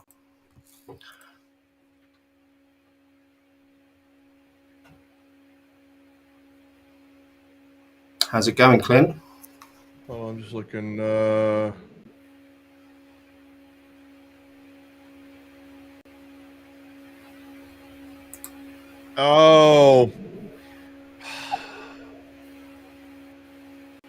So I was just informed by my dev team that somebody fat-fingered the calculation and the profit and loss penalties. It's a positive calculation instead of a negative. Right, got you. My entire strategy of doing a profit and loss victory is null and void. So because of a bug, I wasn't able to do social engineering campaigns. Because of a bug, profit and loss calculations are not working. So two of my major strategies are off the table now. But we did say this was like real life, Clint. That's why I'm frustrated. I'm frustrated at I'm a little frustrated right now at the QA team and my dev team. Well, I think we can still win. And these things happen, Clint. We can't avoid that. And with anything as complex as this technology that you've put together, you're going to get bugs and glitches. All right. Did at least... yeah, we can't... Installing ransomware is failing. I agree, Jess. Doesn't make it more realistic. I mean, the frustration I'm seeing with Clint now brings me back to me sitting my OSCP exam a couple of years back. Guys, okay. It's going to take too long to try to get ransomware installed on all these things. We're midway through the game. I'm going to go nuclear option because I'm plagued by bugs. And yeah, you're right, Jess. I'm frustrated, but yes, you're right. It's like, it makes it more realistic. Like as if I'm trying to I'm a hacker and I'm trying to create ransomware and it's not working, or something I'm doing, my malware that I wanted to install on this machine. Now, for our players and our customers, it's frustrating because now we got bugs to fix, like for next week. And so the game isn't going to work correctly for our customers. But from my perspective, like, yeah, it's like, okay, I got this malware and a bug in my malware is not doing what it wants to do. So the game is making it difficult for me, but everybody's right in that it is, it really is, like realistic right now. So that's fine. Yeah. Sorry, guys. And by the way, I was joking when I said I'm frustrated with my QA team and my dev team. I'm not really throwing them under the bus. That's just, hopefully, Clint, they're off work today anyway, and they wouldn't have heard it. No, one of my QA analysts is here. I don't want him to, if he's listening to my side, I want you to know I'm not really throwing you under the bus. I'm blaming you. It was more of a frustration, a frustration poke. Yeah. All right. So look what I'm doing here. Attack the firewall with the 0-day string format, error, denial of service, nuke them. I don't care. I'm just going to start, and I'm going to keep looking for 0 days so he doesn't fix that vulnerability unless he has to do penetration tests to find vulnerabilities, which he may have done by now. But if he can't fix if he doesn't find these 0 days, I'm going to keep popping his firewall. But never mind. Apparently the Prophet, so denying his entire network won't work because, so one of my dev members just said, apparently someone effed up the integer sign in the revenue calculator, the profit and loss calculator. It's positive instead of negative. So if that's the entire calculator, then DOSing his entire network isn't going to affect the profit and loss meter. Okay. We'll see. Thanks, Ramadan. It is entertaining. From my point of view, it's entertaining too. Yeah. Laugh at my pain, people. Laugh at my pain. Well, the ironic thing, Clint, is our viewers have gone up since you've expressed that pain. So it just goes to show what society really want to watch, doesn't it? Let's be honest. Yeah, but you know what? Hey, this is the ultimate QA right here. Having the product manager, the CEO of the company, and the product manager play it and start uncovering all of these bugs and issues. You want to tell Gerry China he can be gleeful all he likes, but we've still got 26 turns left. There must be a way.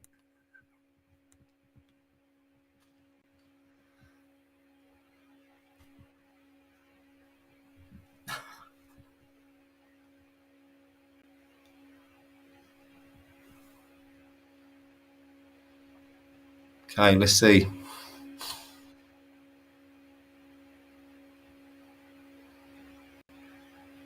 Well, so I just knocked him offline. I knocked his firewall offline. His entire corporation is now offline. And if the friggin' profit and loss calculation was working properly, his profit and loss meter would be going down. Is he smiling now, China? You can tell us that. That's not cheating. Hold on real quick. All right, I'm going to make, while he's doing that, I'm going to make a beeline off site and drop some USBs. Jess has asked, are you going to add the newly discovered Pipe Dream malware into the game? We are going to try to make a scenario for that, but only for Pro. Thanks, Jess. All right, so we're going to do that. I'm going to start upgrading skills again. Electronic social engineering. All right, we're good. All right, real quick.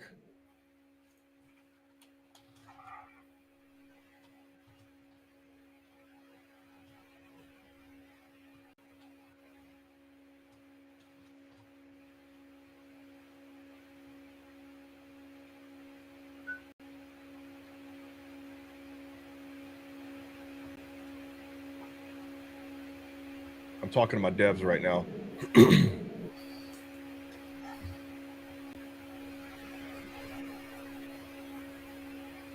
All right.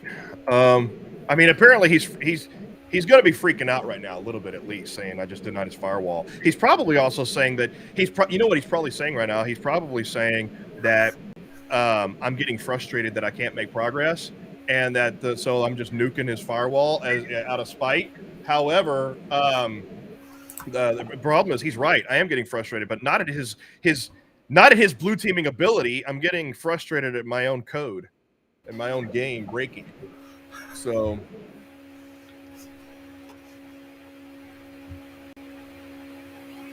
you can tell him, Brendan, changing the music's not going to help, I don't think.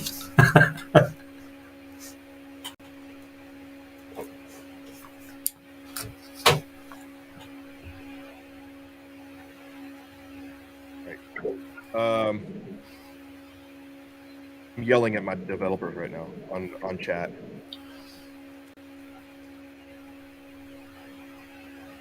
Yeah, so this is about the 10th time I think I've played the game, and I've played it from the red perspective each time. And I saw Jess in the comments saying that she's watching both sides. The only time I've seen the blue is when Clint and Gerry were playing. I think it was a couple of weeks ago, but it's definitely something I want to explore more, because I think it's a whole different layer of complexity, isn't it? I forgot to prepare my USB drop. So when I get on site, I'm probably going to get arrested relatively immediately before I get a chance to drop the USB.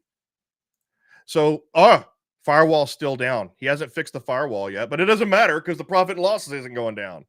All I did was just, frustrate him. Okay. I'm still on site. Let me really quick create a malicious. Oh, wait.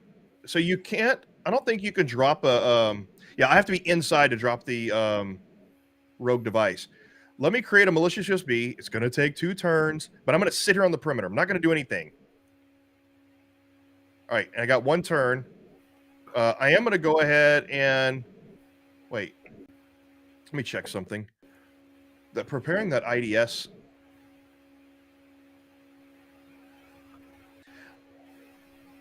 I don't know what I can do for 1 turn. All right, I'm going to leave it for now. Hopefully I don't get... Well, I can't do anything. All right. We'll see. Yeah, I could have done a Wi-Fi scan. You're right.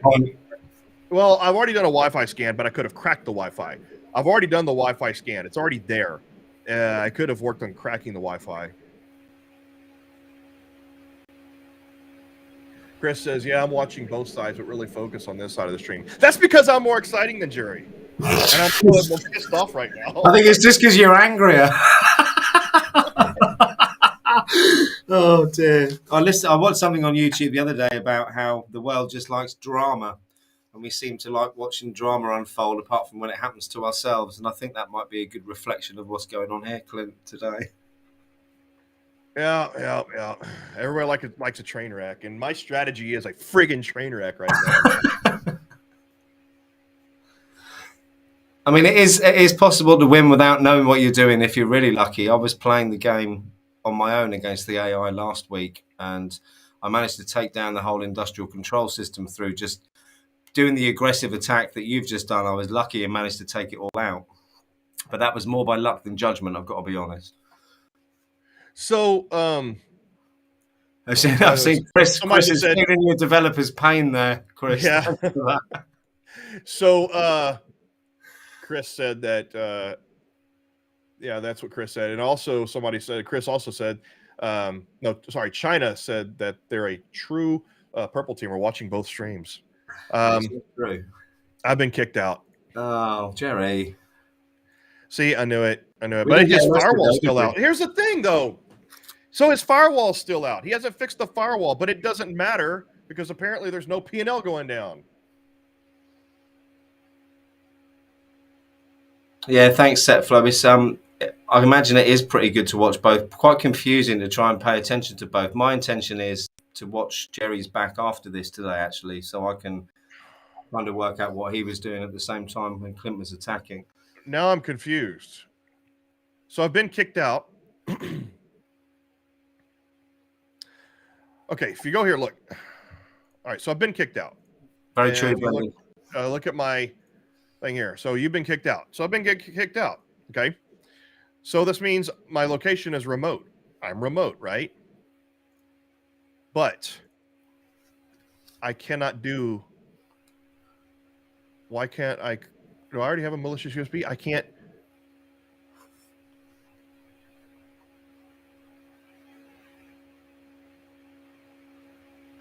Oh, I just noticed something.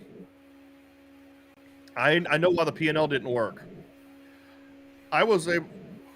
Oh, this is wrong. The exfiltrate data and install disruptive malware should not be contingent upon one another. That's just a graphical error that I forgot to fix. So I can't create a malicious USB, and I don't know why. I could last time. Maybe it's a one-off error because I'm no longer on site. You don't have to miss. You don't have to miss a turn or anything through getting kicked out for that. Yeah, see, I can't do anything. Yeah, apparently there's a lag. So I got kicked out, and there's things I can't do because it thinks I'm still remote. So I basically lose a turn for getting kicked out. I'll just chalk it up as losing a turn for getting kicked out. That makes sense, though, doesn't it? Yeah, it's completely unintentional. That's a glitch. Okay. But I am losing a turn for getting kicked out.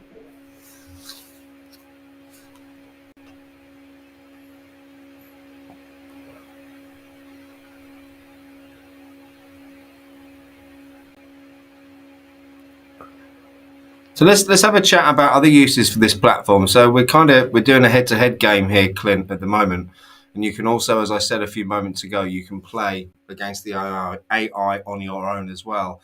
What about corporate uses, tabletop environments? Tell us more about that while we're waiting for Gerry. So, number one, of course, you can play single player if you don't have a colleague to play with, or you just want to play on your own. Then there is in the pro version, there is a tabletop mode, so where you can actually do IR tabletops, like for your company. So there are IR tabletop. You pick your environment, you pick your scenario. We call it IR tabletop in a box. So if you've ever done IR tabletops, they can get quite boring. They're done with PowerPoints and Excel spreadsheets. It's like, but so the bottom line is you point and click your way into your IR tabletop scenario: ransomware, malware, lone wolf, physical attacks. Some of the recent campaigns that are out, we'll put in there. And anytime new campaigns come out with new TTPs, we'll put those in the scenarios. So it's the easiest, most entertaining way to run tabletop exercises, and most effective way to run tabletop exercises for your environment and for your company, your organization. And then, of course, there's the labs, right? So the educational side, we're building educational. When we say we're building educational content and materials, they're not like these long courses. It's basically little mini courses that guide you through educational labs using red versus blue. Also, I'll tell you what we haven't shown people today, Clint, is we haven't showed people the question mark. So with regards to learning as you're going along, there is the opportunity to click on the question marks and drill down into each subject area, which tells you. I'll show that here in a minute. Yeah, and I'm a dumbass. Sorry for saying dumbass, but the reason I couldn't create the malicious USB was because it was already being created. I forgot to look at my action log on what was being done. So Chris asked a question: is your dev team taking logs to see if your turns are going in order? Is what? No, not. I don't know. I think they're we'll have to see. But we can go back later and review it. But I'm also another reason why I'm dumb is because the reason I couldn't do anything over here is because the firewall is DOS, so I don't have remote access to anything. Course. So my brain was off into pissed off land, rage land. Yeah. So I'm going to go back on site. Brendan's asked, can you attack IP phones? I mean, not in this game, no. No. It's something we can add, you know, kind of BYOD type of thing, but bring your own device kind of thing. I'm thinking also, so I'm gonna change location to the perimeter, and I know campaigns aren't working, so I'm crippled there. All right. I'm gonna recruit hackers, I guess. It's too expensive to upgrade my rig. Recruiting hackers though is so expensive. Well, it's not too. All right, let's do that. Get a couple more resources going. All right.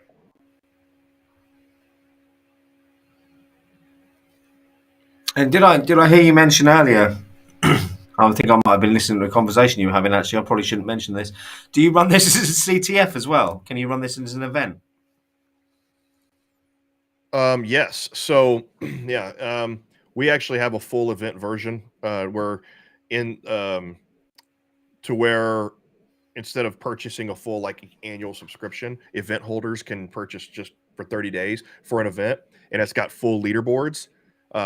I can show when this is over. If you want me to show an example of how that looks, I will. But it's Yeah, got please. full leaderboards, and it also has tournament bracket mode, to where you can run full tournament brackets, double elimination, single elimination, and all of that. All right, I am gonna drop this USB, and I'm gonna go ahead and move in sight. I mean, it's gonna be hard, but the USB has dropped first. So if I get caught now, hopefully now I'm gonna sit and wait. I don't want to move too much because anything I do trying to get inside is going to increase chances I get caught. And I want this USB to get dropped. So I will crack the I've already done a Wi-Fi scan, but I can crack the Wi-Fi somewhere. Okay, well, not from here. Where's my crack Wi-Fi? Why can't I crack my Wi-Fi? So I lost my that's what I lost access to. I don't have a Wi-Fi device anymore. So I do have to scan. So whoever said that, it was right. I have to scan Yeah. again for Wi-Fi. Okay, I'll do that. And then I'll crack it. Arr! Yep. All right. Thank you, Andres. All right.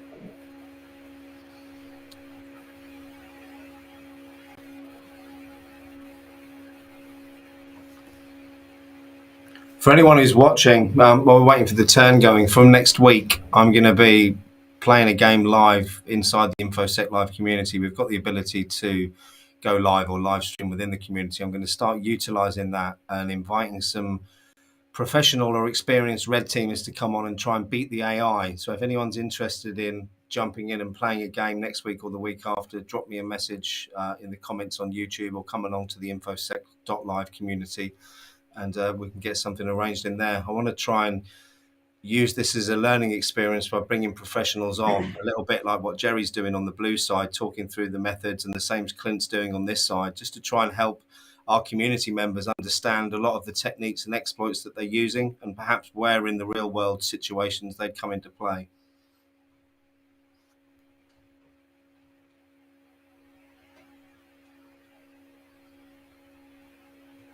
All right. He still hasn't fixed that firewall. There he. Oh, he finally found me. Talk that up. No, he fixed the firewall. He still has not fixed this. Oh. And I've been kicked out, but not arrested. That's good. And he kicked me out before my Hackers got recruited. Yeah, Yeah. physical security is not physical security. It might be too hard now. So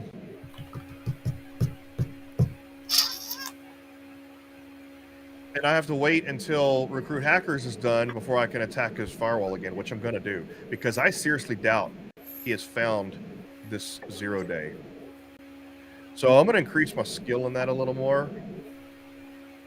And I can't really do much else with 1 point.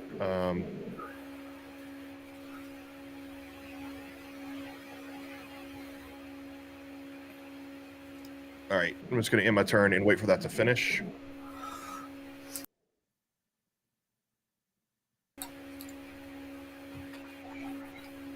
If anyone's got any questions, drop them in the chat and we'll get to them when we can, please. That would be good. Is Gerry still sweating? No cheating, but I want to know if he looks stressed. Can anyone tell me if he's got lines on his forehead? Does he look like he's under pressure?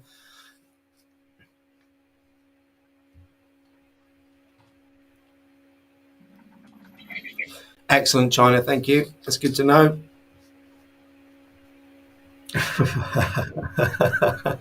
What is he? They're saying he's frustrated. Yeah.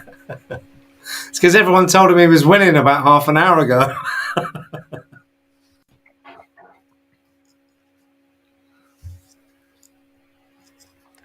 All right. Maybe I'll go ahead. What I'll probably do, I don't know. I just got to wait for this turn to finish and then. What links do you need, Chris? The link to purchase. I thought I'd dropped it in. Apologies if I haven't. This is the individual one. Here, can you see that?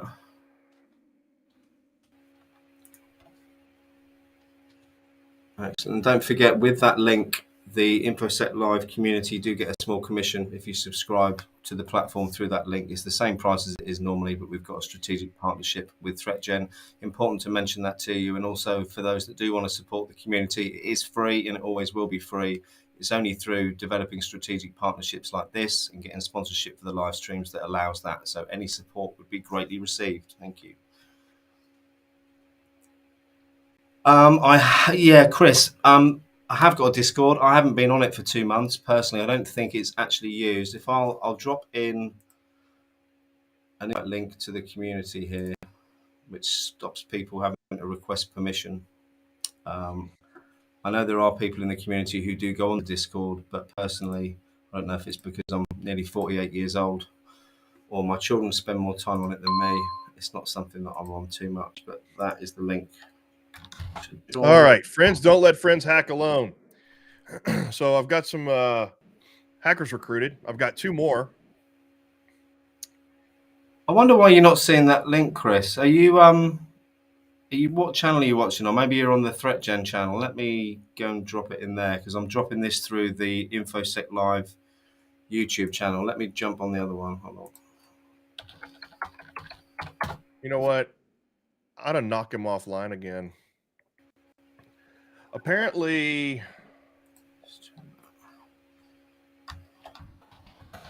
all right. I need to prepare a covert attack. Wait, I already have covert attack, but I need to evade network detection. So if you click on the question mark here, it'll say use evasion techniques on the next attack to avoid detection by an IDS.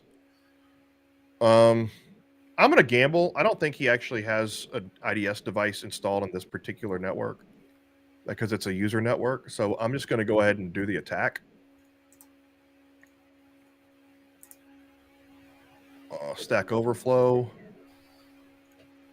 manipulation. So I can install, what?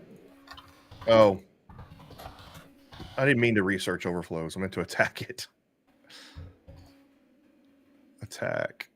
People are saying there's not links coming through. I don't know if it's Restream doing that. I did drop the link in the ThreatGEN channel, I think, for Info-sec Live. Let me just check. But the last thing I want to do really is drop my link to purchase in the ThreatGEN channel because that seems crazy. They've got their own links there already. So. Okay. All right, we're just over halfway. I can still recover this. Because, so apparently I've got my dev team telling me that if you only have one device affected with malware and doing exfiltration, then it's not enough to overcome the recovery rate. Good, I got that. Quickly install deceptive malware and quickly exfiltrate data. And then what else? Install ransomware on that one. And install ransomware on this one. Boom! All right. Just really trying to, Oh, no, no, no, no, no, no, no, no, no, no, no, no, no. Cover tracks. Why can't I cover tracks on this one?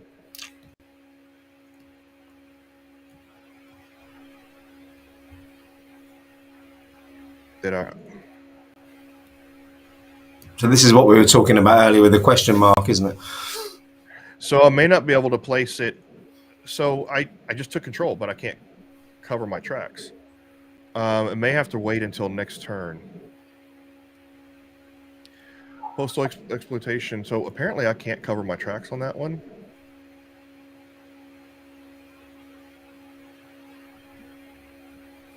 Interesting. Okay, well. Let's see what happens.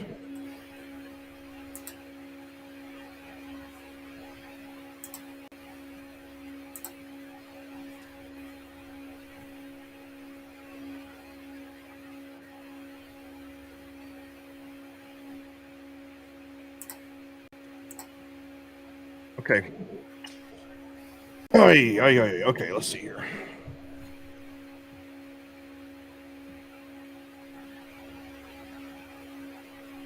How long is the streaming going so far? 1 hour 52. Oh, we're almost coming up on 2 hours. That's what happens when you get two people playing each other. It like doubles the amount. It's good. It's good. I'm really enjoying watching. He's sweating. Excellent, China. It's nice as well. All my children and my wife have gone to the park, so my house is nice and quiet as well. This is good. I expect that'll be ruined shortly, and then I tell you what, I'm gonna grab the popcorn tonight. Friday night activity with me and my family. I'm gonna grab the popcorn, and I'm gonna run 2 streams, and I'm gonna, and I'm gonna do it to where I get his commentary, pause it, get my commentary, pause it, and I'm gonna look at myself looking like an idiot. I'm gonna look at Gerry looking like a bigger idiot, and I mean. Well, if I'm on a live stream actually later, I don't know if you've been on Cyber Warrior Studios stream yet. I'm sure they'd be interested in having you guys on. I was invited on there earlier on in the week from KevTech, I think, put me in touch. So if anyone's at a loose end this evening, it's midnight my time, 7 p.m. Eastern time on Cyber Warrior Studio. For people who've heard my story before, don't bother tuning in because you'll just have to hear it again. But if you haven't and you're interested, come and have a look. So I still can't cover tracks. Sorry, Chris, I've got no idea how that hasn't happened. Although if you want to register for the community, Chris, all you have to do is follow this link here, which I'll bring up on the screen. I can then accept your invitation and get you in. The link to buy the game, I can show that on the screen. But again, it's going to be a long process of typing it in. But I'll leave it up there for a moment. Here. So ransomware is failing. Okay. But install exfiltrate data is succeeding. You ain't. Malware is getting installed on that sucker. I don't care what you say.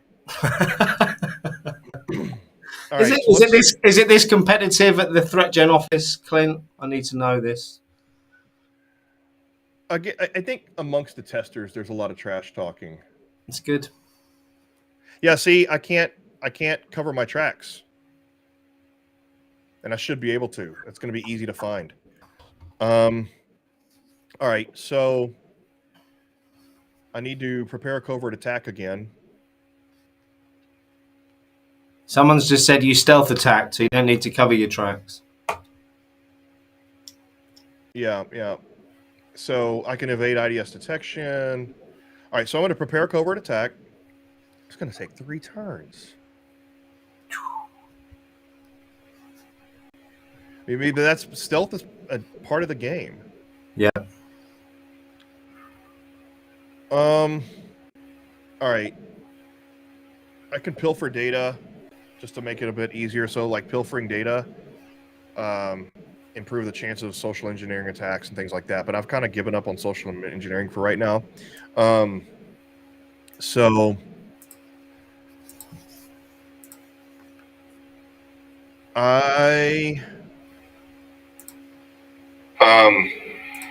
so I'm hearing myself echo. That was me. You know what? I can use my headphones here in a minute, but I got to go get them. Because my earbuds died. All right.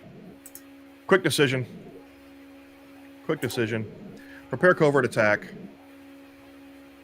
And evade network detection. And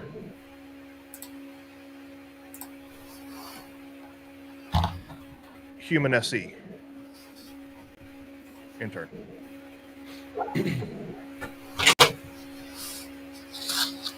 How come you can only request additional hackers once? We didn't want to make it too easy for the red team to just continually increase resources. There are like 3 different ways the red team can increase resources. You can recruit hackers, you can upgrade your rig, and I think like if you compromise like 10 devices, you like your reputation gets known and you get like another resource as a bonus. Cool. So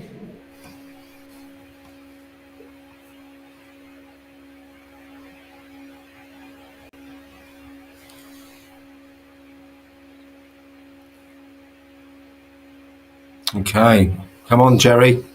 Are you sweating? all right.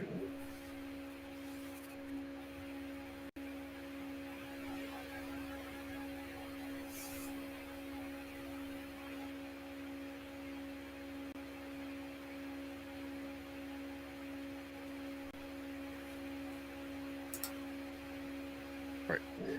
There we go. So now, pivot available. Hey. Compromise the asset? Did I really? I didn't compromise another asset. I don't know why I got that. Now that you have control of an asset, where did I compromise an asset? It's the one just before it, number 30. Yeah, there we go. Oh, was that from earlier? No, it's just now, wasn't it? No, that was from an earlier. I'm looking at old notifications. My bad. I forgot. This notification system is relatively new. Okay. What all do I have going on here? So I gotta wait for that. Wait, did I get my evade network detection and succeeded? Why is my malware failing? I bet you he has antivirus on that device now. Yeah. He installed antivirus. So, and it's getting difficult. Did I install malware? I mean, a malware failed. Ransomware failed. See, yeah, nothing I could do right now. I'll try it again. And it's not impossible. It just makes the chances go down. Like if you just keep trying, you might get lucky on one of these rolls. Oh, that took 2? Well, I don't want to take 2. I want this one. Yeah, do that one. I don't know what else I can do with 1. Yeah, intern. I still can't cover my tracks, though. I don't know why.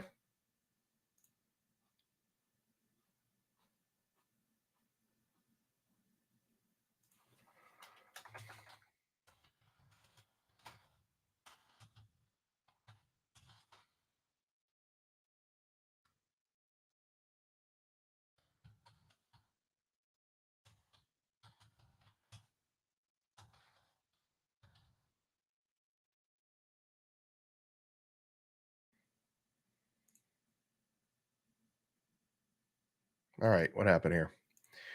Research completed. All this research completed. Okay. I still don't have enough to attack. What's still working here? Covert attack prep. It doesn't matter at this point because I can't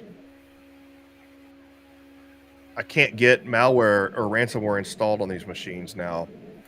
So attacking them doesn't matter. I mean, the best thing I can do now is move throughout the network. Are there 0 days on this? Yes, format string errors. Okay, when does this end? 1 more turn. All right, I'm going to wait. And I'm going to attack this firewall, and I'm going to start pivoting through the network to get to his ICS. Because he's got me locked out of installing malware and ransomware, at least on these computers. He's got his physical security beefed up pretty good. but it looks like I'm able to pivot through his network pretty good as long as I stay quiet and covert. He hasn't detected these at all. So, therefore, I'm going to continue to try to install malware on these things because that's covert. And it's not loud like ransomware. So I'm going to continue to I'm going to get to this firewall and I'm going to try to make my way to his ICS to destroy his ICS because he's not detecting me because I'm staying stealthy. So that's what I'm going to do. All right. And I have, 15 turns to do it, which means at this point, I might have to start throwing stealth out the window. Stealth makes it a little bit too long. I got some 0 days. I don't think he's found the 0 days. I don't think he's doing penetration testing. I don't know. He might be. All right. I suppose it depends if we rattled him enough to spend his money on something else earlier. Yeah, let's see.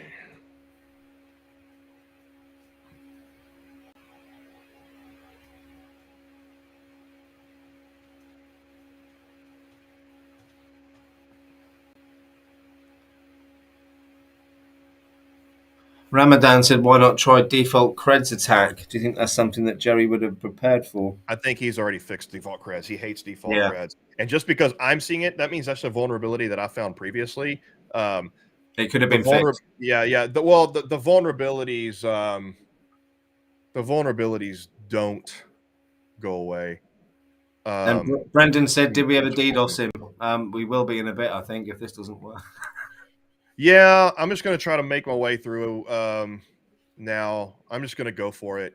And I'll start DDoSing his firewall if that doesn't work. All right, so here we go. Manipulation, because I don't think he's found this 0 day. I doubt he's found this 0 day.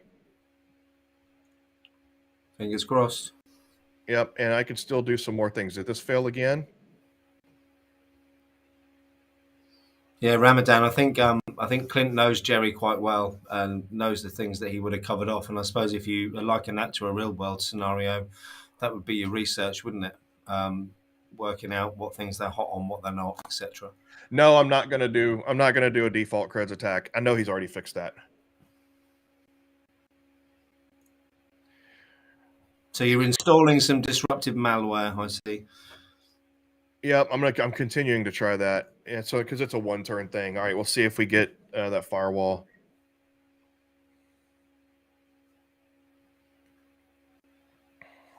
I think in real life, Ramadan, that would be a very good vector for an attack. It's not everyone who's got a head of security like Gerry who makes sure these things are patched and fixed all the time. That is very true, Brendan. Yeah. Well, there is no poker face considering we're not even looking at each other. But come on. Oh, what is this? So yeah, so I've got what's going on here? Network detection available. Failed. So yeah, network attack failed. Oh, look, I got it disruptive malware installed on there finally. Thanks, Chris. Thanks for tuning in. Really appreciate it. It'd be great to see you in the community as well if you've got time to pop in. Thanks for watching.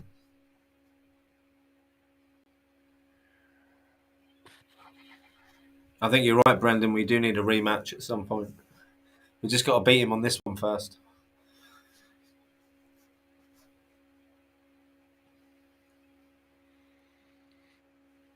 Oh, I'm full screen. I already know I'm full screen. All right.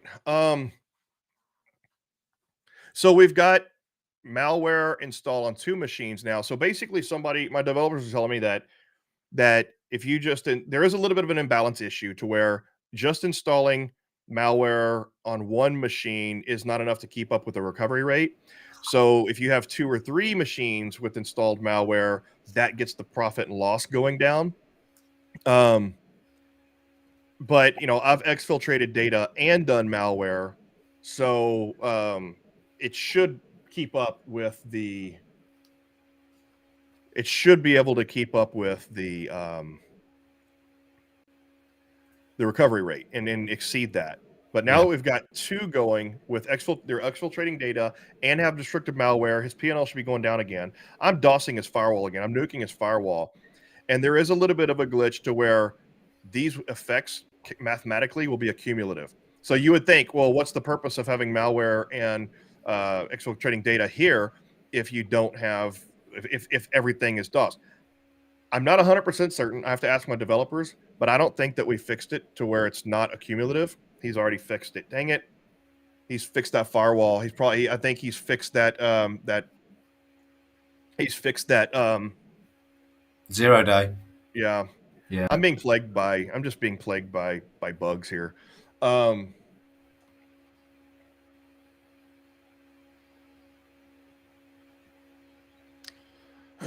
right. I can continue to do it this way. I mean, I don't know if I have enough time to make a beeline. You got some. You might be angry, but you've got some lovely comments in the chat there, Clint. Be great regular. I'm leaving it to you to read comments because I'm paying attention to. I know you are. Well, I'm going to read you some out here because I know you're stressed. And first one is, this could be a great regular Friday night stream. Who needs EA Sports? It's in the game. There we go. I don't watch any sports ball. I would, however, watch this on a regular basis. See, look. So, well, here's the thing. Frustrating. It's entertaining, which is what the most important thing is. So let me tell everybody what we have going on here. What we're doing right now is actually a test run. This is a test run for doing an esports type of thing. So what we're doing is and Simon was here creating this with us. So we were all talking about how we could do this, and we're figuring out a way to where we can do this sort of thing and actually create like a league. Of course, we got to get these damn bugs fixed. So it wouldn't be anything official to where it's like, to where it's like, okay, if bugs are causing unfairness, it would all be for fun, but we'd have like a little league to where, and it would have to be a big honor system to where you can't stream snipe people and stuff like that. So it'd have to be for fun. Because you're going to have people giving away secrets, you're going to have people cheating. So it all have to be for fun, but it's all for learning, right? And so we have, we have this big tournament. We have the capability of doing a tournament, and we have people set up, and we do dual streams, and you can choose to watch either one. And we do this esports style, and then we could even have what we would do is you could watch the red team, you could watch the blue team, or you can watch the shoutcaster. So myself or Simon or somebody like that, there would be a third stream where they're flipping back and forth. That's a good idea. And so you can watch the shoutcast of the commentators, the announcers flipping back and forth between each scene and commenting and doing announcement, esports style. So that's where this is leading, everybody. That's what we're doing. That's what this is the test run for. Well, that sounds like I want that job. Just want to get that out there, Clint. I'd love to host that and be the intermediate person because I'm certainly not the expert. And Brendan's just rightly said, maybe kill the chat in the stream and chat somewhere else. It's a good point. Yeah. So,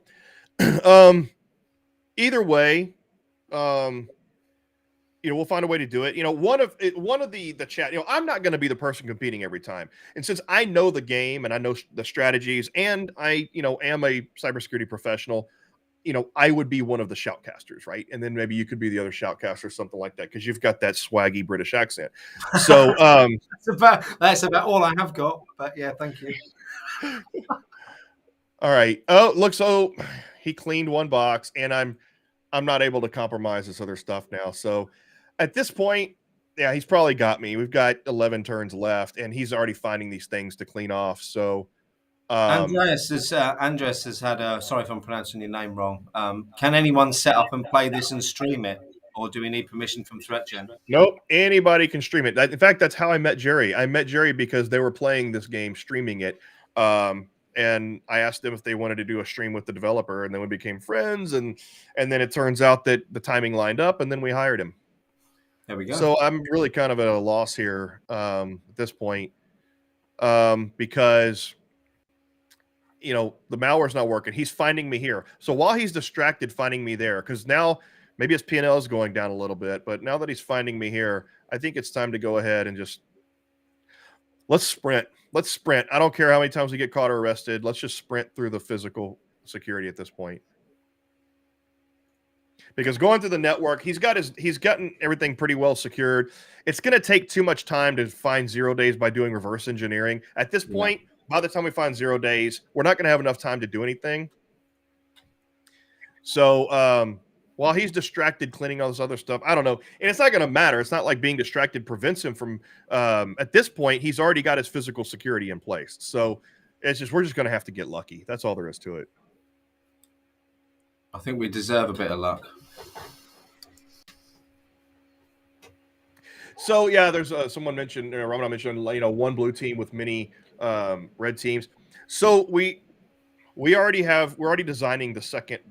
I'm gonna say second version of this game, but we have another addition to where it's going to be real-time strategy. It's going to lend itself better to esports.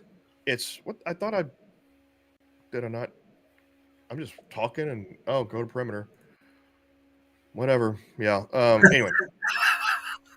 Oh, I should have researched social engineering, human social engineering. Anyway, so we're gearing up to being able to really do this for esports. So we're building a MOBA style, multi-online battle arena, to where there's going to be a version of this game to where it's going to be real-time, like real-time strategy. And, as you're fixing things, there's just a countdown wheel on each thing. So it's real-time strategy.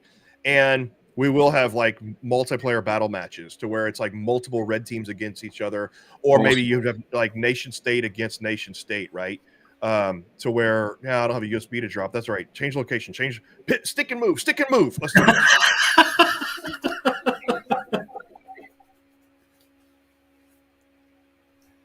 Let's go into the plant. I got my social engineering pretty good. And let's continuing to do the human social engineering there. I don't know. Anyway, so at this point, I'm just trying to sprint through the plant now like a streaker. I'm streaking. We're streaking. But we'll have like a multiplayer battle arena, and it'll be a lot more detailed. So there will be some command line stuff. We'll have different difficulty levels. So there'll be like a beginner level to where it's point and click like this. We'll have an advanced level to where it's like more command line options and stuff like that. And it's real time. The beautiful thing, it's not going to be done in a cyber range. It's all done with our mechanics.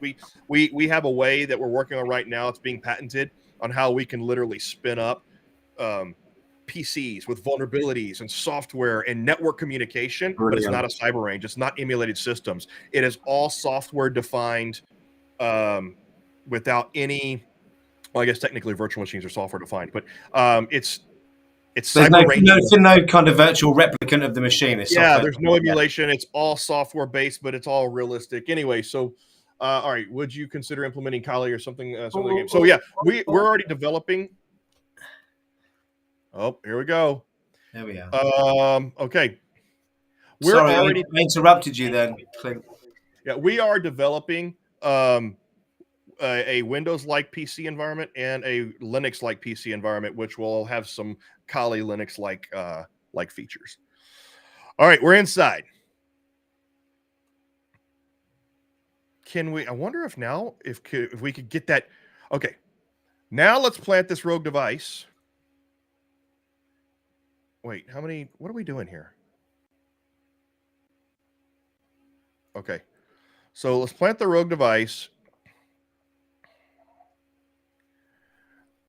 We don't have a USB drop, but I don't care. And we can search for HMIs. And for those that don't know what they are, Clint? Human machine interfaces. This is what the visual display that controls the industrial process.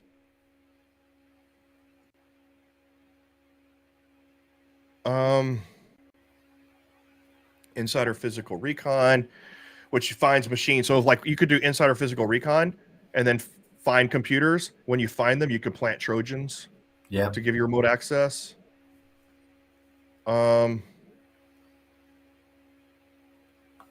Search for HMIs. Come on. Give me a good roll. If we don't get arrested, Jerry's now calling it Red game Gen. over. You what? Jerry's now calling it Red Gen. Red Gen. Is that because he's so nervous, Brendan?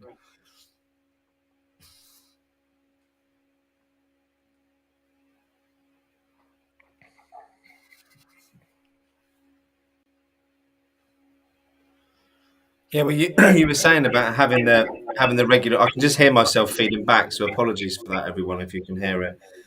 What I mentioned earlier about finding some other red teamers and professionals to come on and play the game and perhaps challenge the AI can be interesting.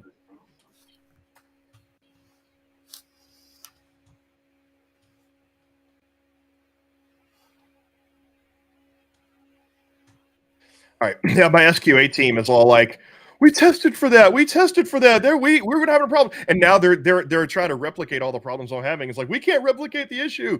And so now we're just gonna go back and we're gonna get our popcorn. I would say that's everybody coming to my house. Most of the ThreatGEN team is in Houston. Jerry's in South Carolina, and our lead SQA analyst is in Poland. So that won't work.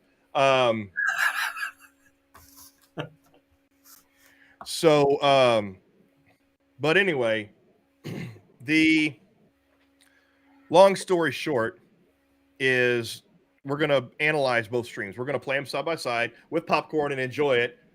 But analyze this and kind of see, okay, was that a bug or was that a procedural thing that we just didn't catch or something like that? I mean, the back end of the system here is super complex. We've been developing this thing for 4 years. Ah! I didn't get a pop-up that said I got arrested. I didn't get a notification. It says we're in jail, though, doesn't it? Yep. Now, the game's over at this point. Yeah, I can't get out of jail in enough turns, so there's really nothing I can do. I'm just going to mute you, Clint, while I speak, so I don't I don't hear you back. Brendan, you said you think it'd be good for intro level as well and move up a ranked system. I think you're absolutely right, and I think that's what Clint was mentioning earlier, that he's looking to have kind of the entry level one where you can come in and then start rising through the ranks. And I think for those who are on Try Hack Me and Hack the Box, I think this is a perfect accompaniment to that, in that you get to see the techniques that you're using, whereabouts in real life they would actually be deployed. I'll unmute you now, Clint. Okay. Yeah, there's not much I can do from here on out. I mean, I'm in jail. I don't have enough resources. By the time I upgrade my rig, it'll be 3 turns left. And then... Is there not anything malicious we can do? I can still go.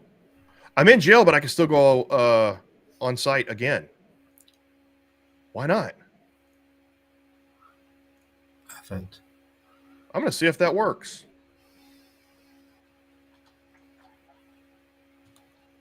But it says you're in jail. We've got more than one hacker, haven't we? Is that not relevant? I think China, the answer is 3 turns. Is it 3 turns in jail or 5, Clint? I think it's 5 or maybe more. Ooh.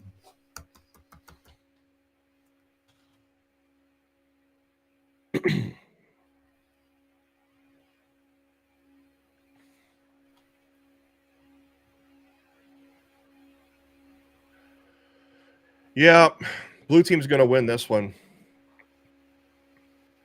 But I'm not going to concede. No. We can't do that.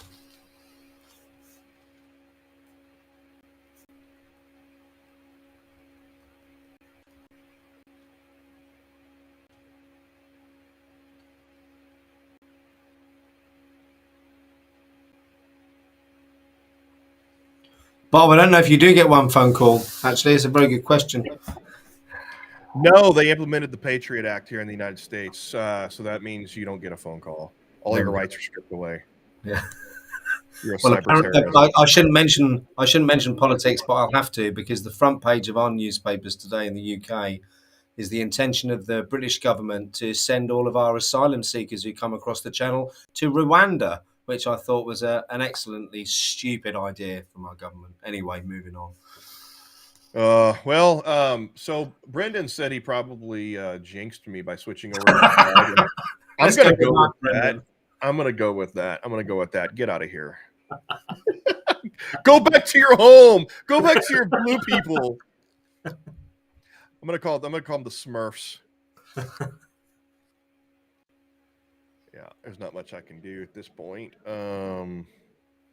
Yeah, so here's what I'm curious about. Go to perimeter succeeded. Oh. So apparently some of my people can still go on site. Excellent. Why not?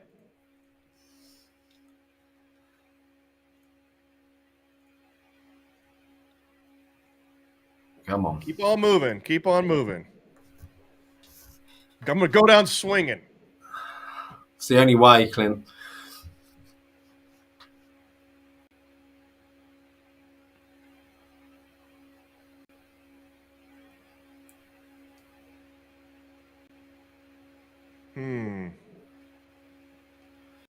Last chance. Good point. Yep. But I'm not going to give Jerry the satisfaction of conceding because I can click here and give up. Okay. Yeah. Oh, look, I can. Oh, time's already stopped because it's not my turn. All right. All right. I'm in the plant location. I got there. You're in. Oh, there's us. Okay. Come on. Search for HMIs. There they are.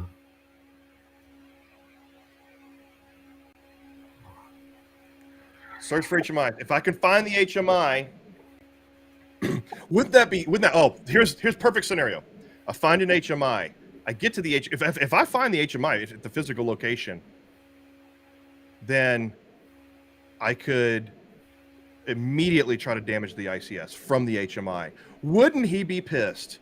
He would. In the last 5 turns, I damaged his ICS in 1. That's a good question, Annie. Can we set up honeypots in the next version? We talked about that, and there's some complication there competitively. And here we are. China's in. If you're taking suggestions, could you implement an HVAC hacking scenario? Yes. HMI found. Oh. He's done. Do we get to sing ole, Clint? Wait. I found the HMI. I think I just found another bug. I found the HMI. I'm physically at the location I found the HMI, but I can't do anything with it. Yep. I can't do anything. I'm physically at the HMI, and it does not allow me to do anything. Oh. I've been thwarted by bugs. I'm physically at the HMI, and I can't do anything. But doesn't that mean we've won, technically?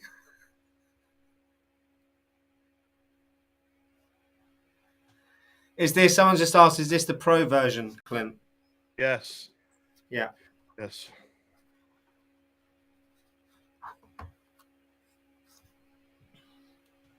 Someone said because you're in jail. No, I think we're out of jail now. If you see at the bottom, it says conditions normal. So I think we're out. Good point, though, Ramadan. Maybe next time. We have got another turn.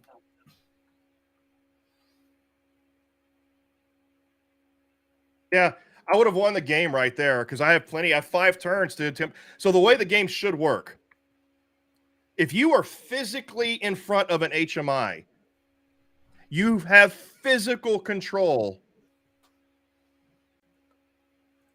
So I'm there physically at the HMI. I'm on site in the plant. I found an HMI. I'm looking at it, but it doesn't allow me to do anything. This is a bug with the level of control you have or don't have. And I think that's fixed in the next version. So someone said, could it be the turn bug like earlier? Hopefully it will allow us to do it on the next go, Clint, maybe. Yeah. So the way the game is supposed to work is I'm physically in the plant. I am physically standing at the HMI.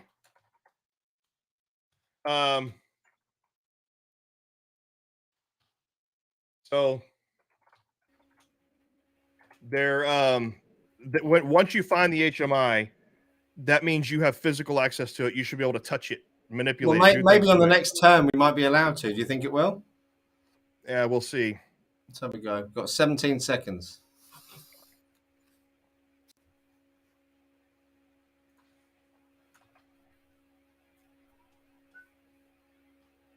Come on.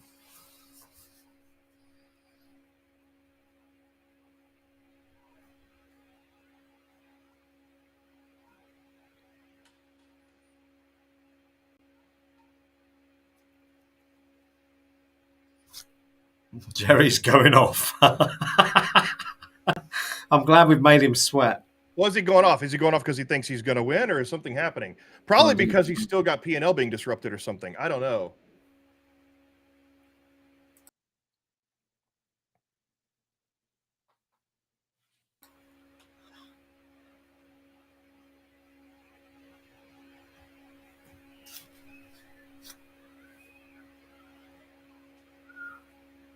Oh, he's feeling good, is he? Oh, okay. Well, you know what? He needs to tell him that I wasn't beaten by him. I was beaten by these damn bugs in the system that should have been found. Story of my life, Clint. Story of my life, beaten by the system again. Yeah, and now we're back in jail. Oh. Yeah. There's nothing I can do. I'm beaten by my own developers. Oh well, we would have beat you, really, Gerry. Well, we'll have a rematch. We'll have a rematch. This is yeah. I'm not gonna give him the satisfaction of giving up. I will DOS his I don't have what is taking up all my. Yeah, I don't even have enough to attack now. Yeah. He's gonna tell me I'm just making excuses, but I'm telling you right now, 2 of my major strategies were thwarted by bugs in the system. So I blame Aaron Shabib, my developer. I think it's Brendan's fault. He's already accepted It's not Aaron's fault. responsibility. Aaron works really hard. Aaron works really hard, and I'm gonna tell you right now, half the problems in the system are my fault because I start saying we should do this, and I'll write code that's crappy, and then Aaron has to go back and fix my code. I think Brendan said good learning dry run. I think even with the bugs though, I think it's been a great learning experience for everyone, especially those watching both sides. I'm looking forward to seeing Gerry's back a bit later on after I've had my dinner. Or China, as we say in the UK, workman tools. Bad workmen's always blame their tools. But let's not wind Clint up because he looks quite angry at the moment. Do I? He wasn't listening either, so that's good. No. Yeah, I mean, I can't. There's nothing I can do now. I bet you are wearing a blue jacket, Brendan, aren't you? Look at that. Oh, yeah, he got me with the yeah. So I can tell you right now, I'm sorry, call it making excuses, but my strategy was plagued by bugs in the system. Like I wasn't able to do social engineering campaigns in the very beginning. The profit and loss has a bug that didn't make his profit and loss go down. So, yeah. Well, we're going to rematch. We're going to rematch with the system fixed. Let's not think about the fact we've lost because I'm not accepting that. I can't accept defeat in any way. No. But what I want to talk about is this output screen at the end. This again is a good learning opportunity, isn't it, for teams using the system? Yeah. So, sorry, I was reading what my developers are fighting back. Come on, you got to let us hear what they say. Come on. Yeah. You know what? I do need to save off the report. But yeah. So yeah, his P&L was never going down, even though I had systems that were. Yeah, he didn't know about. Look at that, though. Wait, he's not showing anything compromised. Oh, he cleaned it off at the last minute. That's what happened. Okay. So anyway, I think that this what we did here was a really good learning opportunity, because you get to watch live Gerry defending and with me attacking, and I'm a red team specialist. Gerry's a blue team specialist. So you had the right dynamic, and you're hearing his logic, and his reasoning behind everything. You're hearing my reasoning, and you're hearing me talk about doing a red team engagement in a pen test exactly as I would in real life, right? And so you're hearing me talk about the process that I would follow and the reasoning and the mindset and the logic. I'm using the game. So someone asked how realistic this is. It's realistic enough for me to have to think about how I do a real pen test in terms of being thwarted by the blue team and what I would do as a red team. My strategy that I'm following here is exactly the same strategy that I would follow in real life, or of course because your strategy pivots and turns and moves. But we designed the game to replicate that and mimic that, right? So that's and even with these bugs, I'm getting frustrated. I'm frustrated that the game isn't working like it's supposed to. But realistically, yeah, you have to think of it from the perspective of, hey, you can't blame the game, because in real life you may have similar bugs, right? Maybe in real life I was really having a problem with my malware, so the bug was relevant to this to the context of the situation. So I can't really blame that. But yeah, absolutely. I mean, this is a perfect example. If you watch both streams and you watch Gerry's thoughts, my thoughts, and you see how we go through this is exactly how you learn from the game, because the game is meant to mimic those situations. And it's also better to play it with another colleague, another person, because while we do think our AI is pretty good, there are limitations with the AI and how the AI works, and the AI can fall into certain patterns and things like that. So this is the way the game was meant to be played. It was awesome. Let me get rid of that screen now if we've finished it, and just bring us back up on here, because I know we've been running now for 2.5 hours. I just want to say a couple of things. Firstly, Clint, thanks ever so much. Or let me just mute you, otherwise I'm going to hear myself back. Hold on. Just a massive thanks to Clint and the team for coming on our channel today and letting us share this experience. I've had an absolutely amazing time. Gerry, we are so going to get you next time. I'm not having this. For anyone who's interested, we do every Saturday night. You're muted, Clint. I'll let you shout at him in a minute. Sorry. Every Saturday night we do meet the members in the Info-sec Live community. This Saturday, I'm going to play a game of this live as well against the AI. So if anyone fancies coming in watching me potentially lose, potentially win tomorrow at 8 o'clock British summertime, I think that is 3 p.m. Eastern Standard Time, if I've got that right. But that's it from me. I just wanted to say a huge thank you and hand over to Clint to give his final thoughts. Oh, final thoughts are, yeah, Gerry, we're going to fix these bugs that I was plagued with at the very beginning of the game, and then we'll rematch and see how you stack up against me with the properly working simulation. Other than that, no, I guess, you did a good job holding off the attack, because, like I said, you can't blame the game, but I'm still blaming the game. But hopefully everybody sees here, how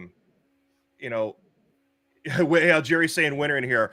Yeah, Gerry, go back and watch the red team stream and see what happened, because you're getting a rematch once we fix the bugs that I encountered. So anyway, yes, yeah, it was a good threat until when we could talk. You know what we should do? We should have a stream and talk about the analysis of the game. So, like, Gerry, you and I should get on a ThreatGEN stream and talk about the results of the game, maybe even review it together. It'll be a long stream, but maybe fast forward through it or take some notes and then review what was going on, talk about your strategy, talk about my strategy, and do a debrief stream. I think that would be awesome. Yeah, me too. He says, cough, cough, bugs, cough. Go back and watch the stream. You'll see what happened. Go back and watch the stream. You'll see what happened. I'm never going to yelling at Greg and Matt because of bugs they didn't find. We'll have to beat you next time, Gerry. We'll get there. But look, Gerry, SimplyCyber, everyone who's jumped on the stream and had a look today, thanks so much. Clint, anything you want to say just before we go? Do you want to say a little bit more? Only say, thank you, everyone, so much for joining us for so much time on your Friday. It's been fun. We're going to do this again. And yeah, so that's awesome. It. Everyone, thank you so much. I'm going to play you out. Well, I should say, firstly, if you've enjoyed the content you've seen on here today, please do like and subscribe to our channel. The Info-sec Live community is free. It will always be free. The only way we can do that is by by creating some amazing content where we get sponsorship from, which we have done on the YouTube channel, and also strategic partnerships like the one we have with ThreatGEN. So if you want to buy the game, please use the link in the chat. If you can't find it, drop me a message directly. I'm going to play us out with some comments from previous members of or still members of the Info-sec Live community, and see you all very, very soon. Thanks ever so much for your time.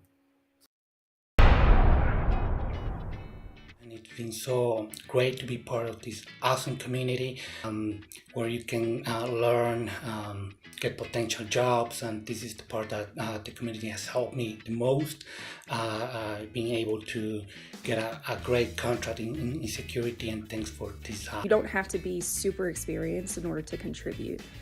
They really foster a sense of community, and they encourage everybody to contribute anything that they can, regardless of whether you're just starting out in your career or if you've been in the career for decades. I like the different challenges that they have, the different pathways that you can follow, the fact that you can join communities that are specific to you and your needs. It's a new and growing and thriving group, and I'm really proud that I was able to be a part of it from almost the very beginning. It's given me a community I could lean on, and the people in there are always willing to help. I've also gotten to break into cybersecurity because of Info-sec Live, and I'm very grateful for that. Cybersecurity professional or trying to become one, you need to get onto Info-sec Live. Whether you brand new to the field, whether you are pivoting from another IT career or you're pivoting from a non-IT career, this is the place for you to. Also, even if you are an experienced professional, there will be something here that you can learn. Info-sec Live has been great for me because it's brought me closer to other like-minded people, and I've been able to pick the brains of some real industry experts that are also part of the community. To the right place, because listen, let me tell you that Info-sec.live is everything that it claims to be. A vibrant community. They've got all that you need on Info-sec.live. Listen, I tell you, Info-sec.live is addictive. Get on board. Come and get addicted. Get on Info-sec now.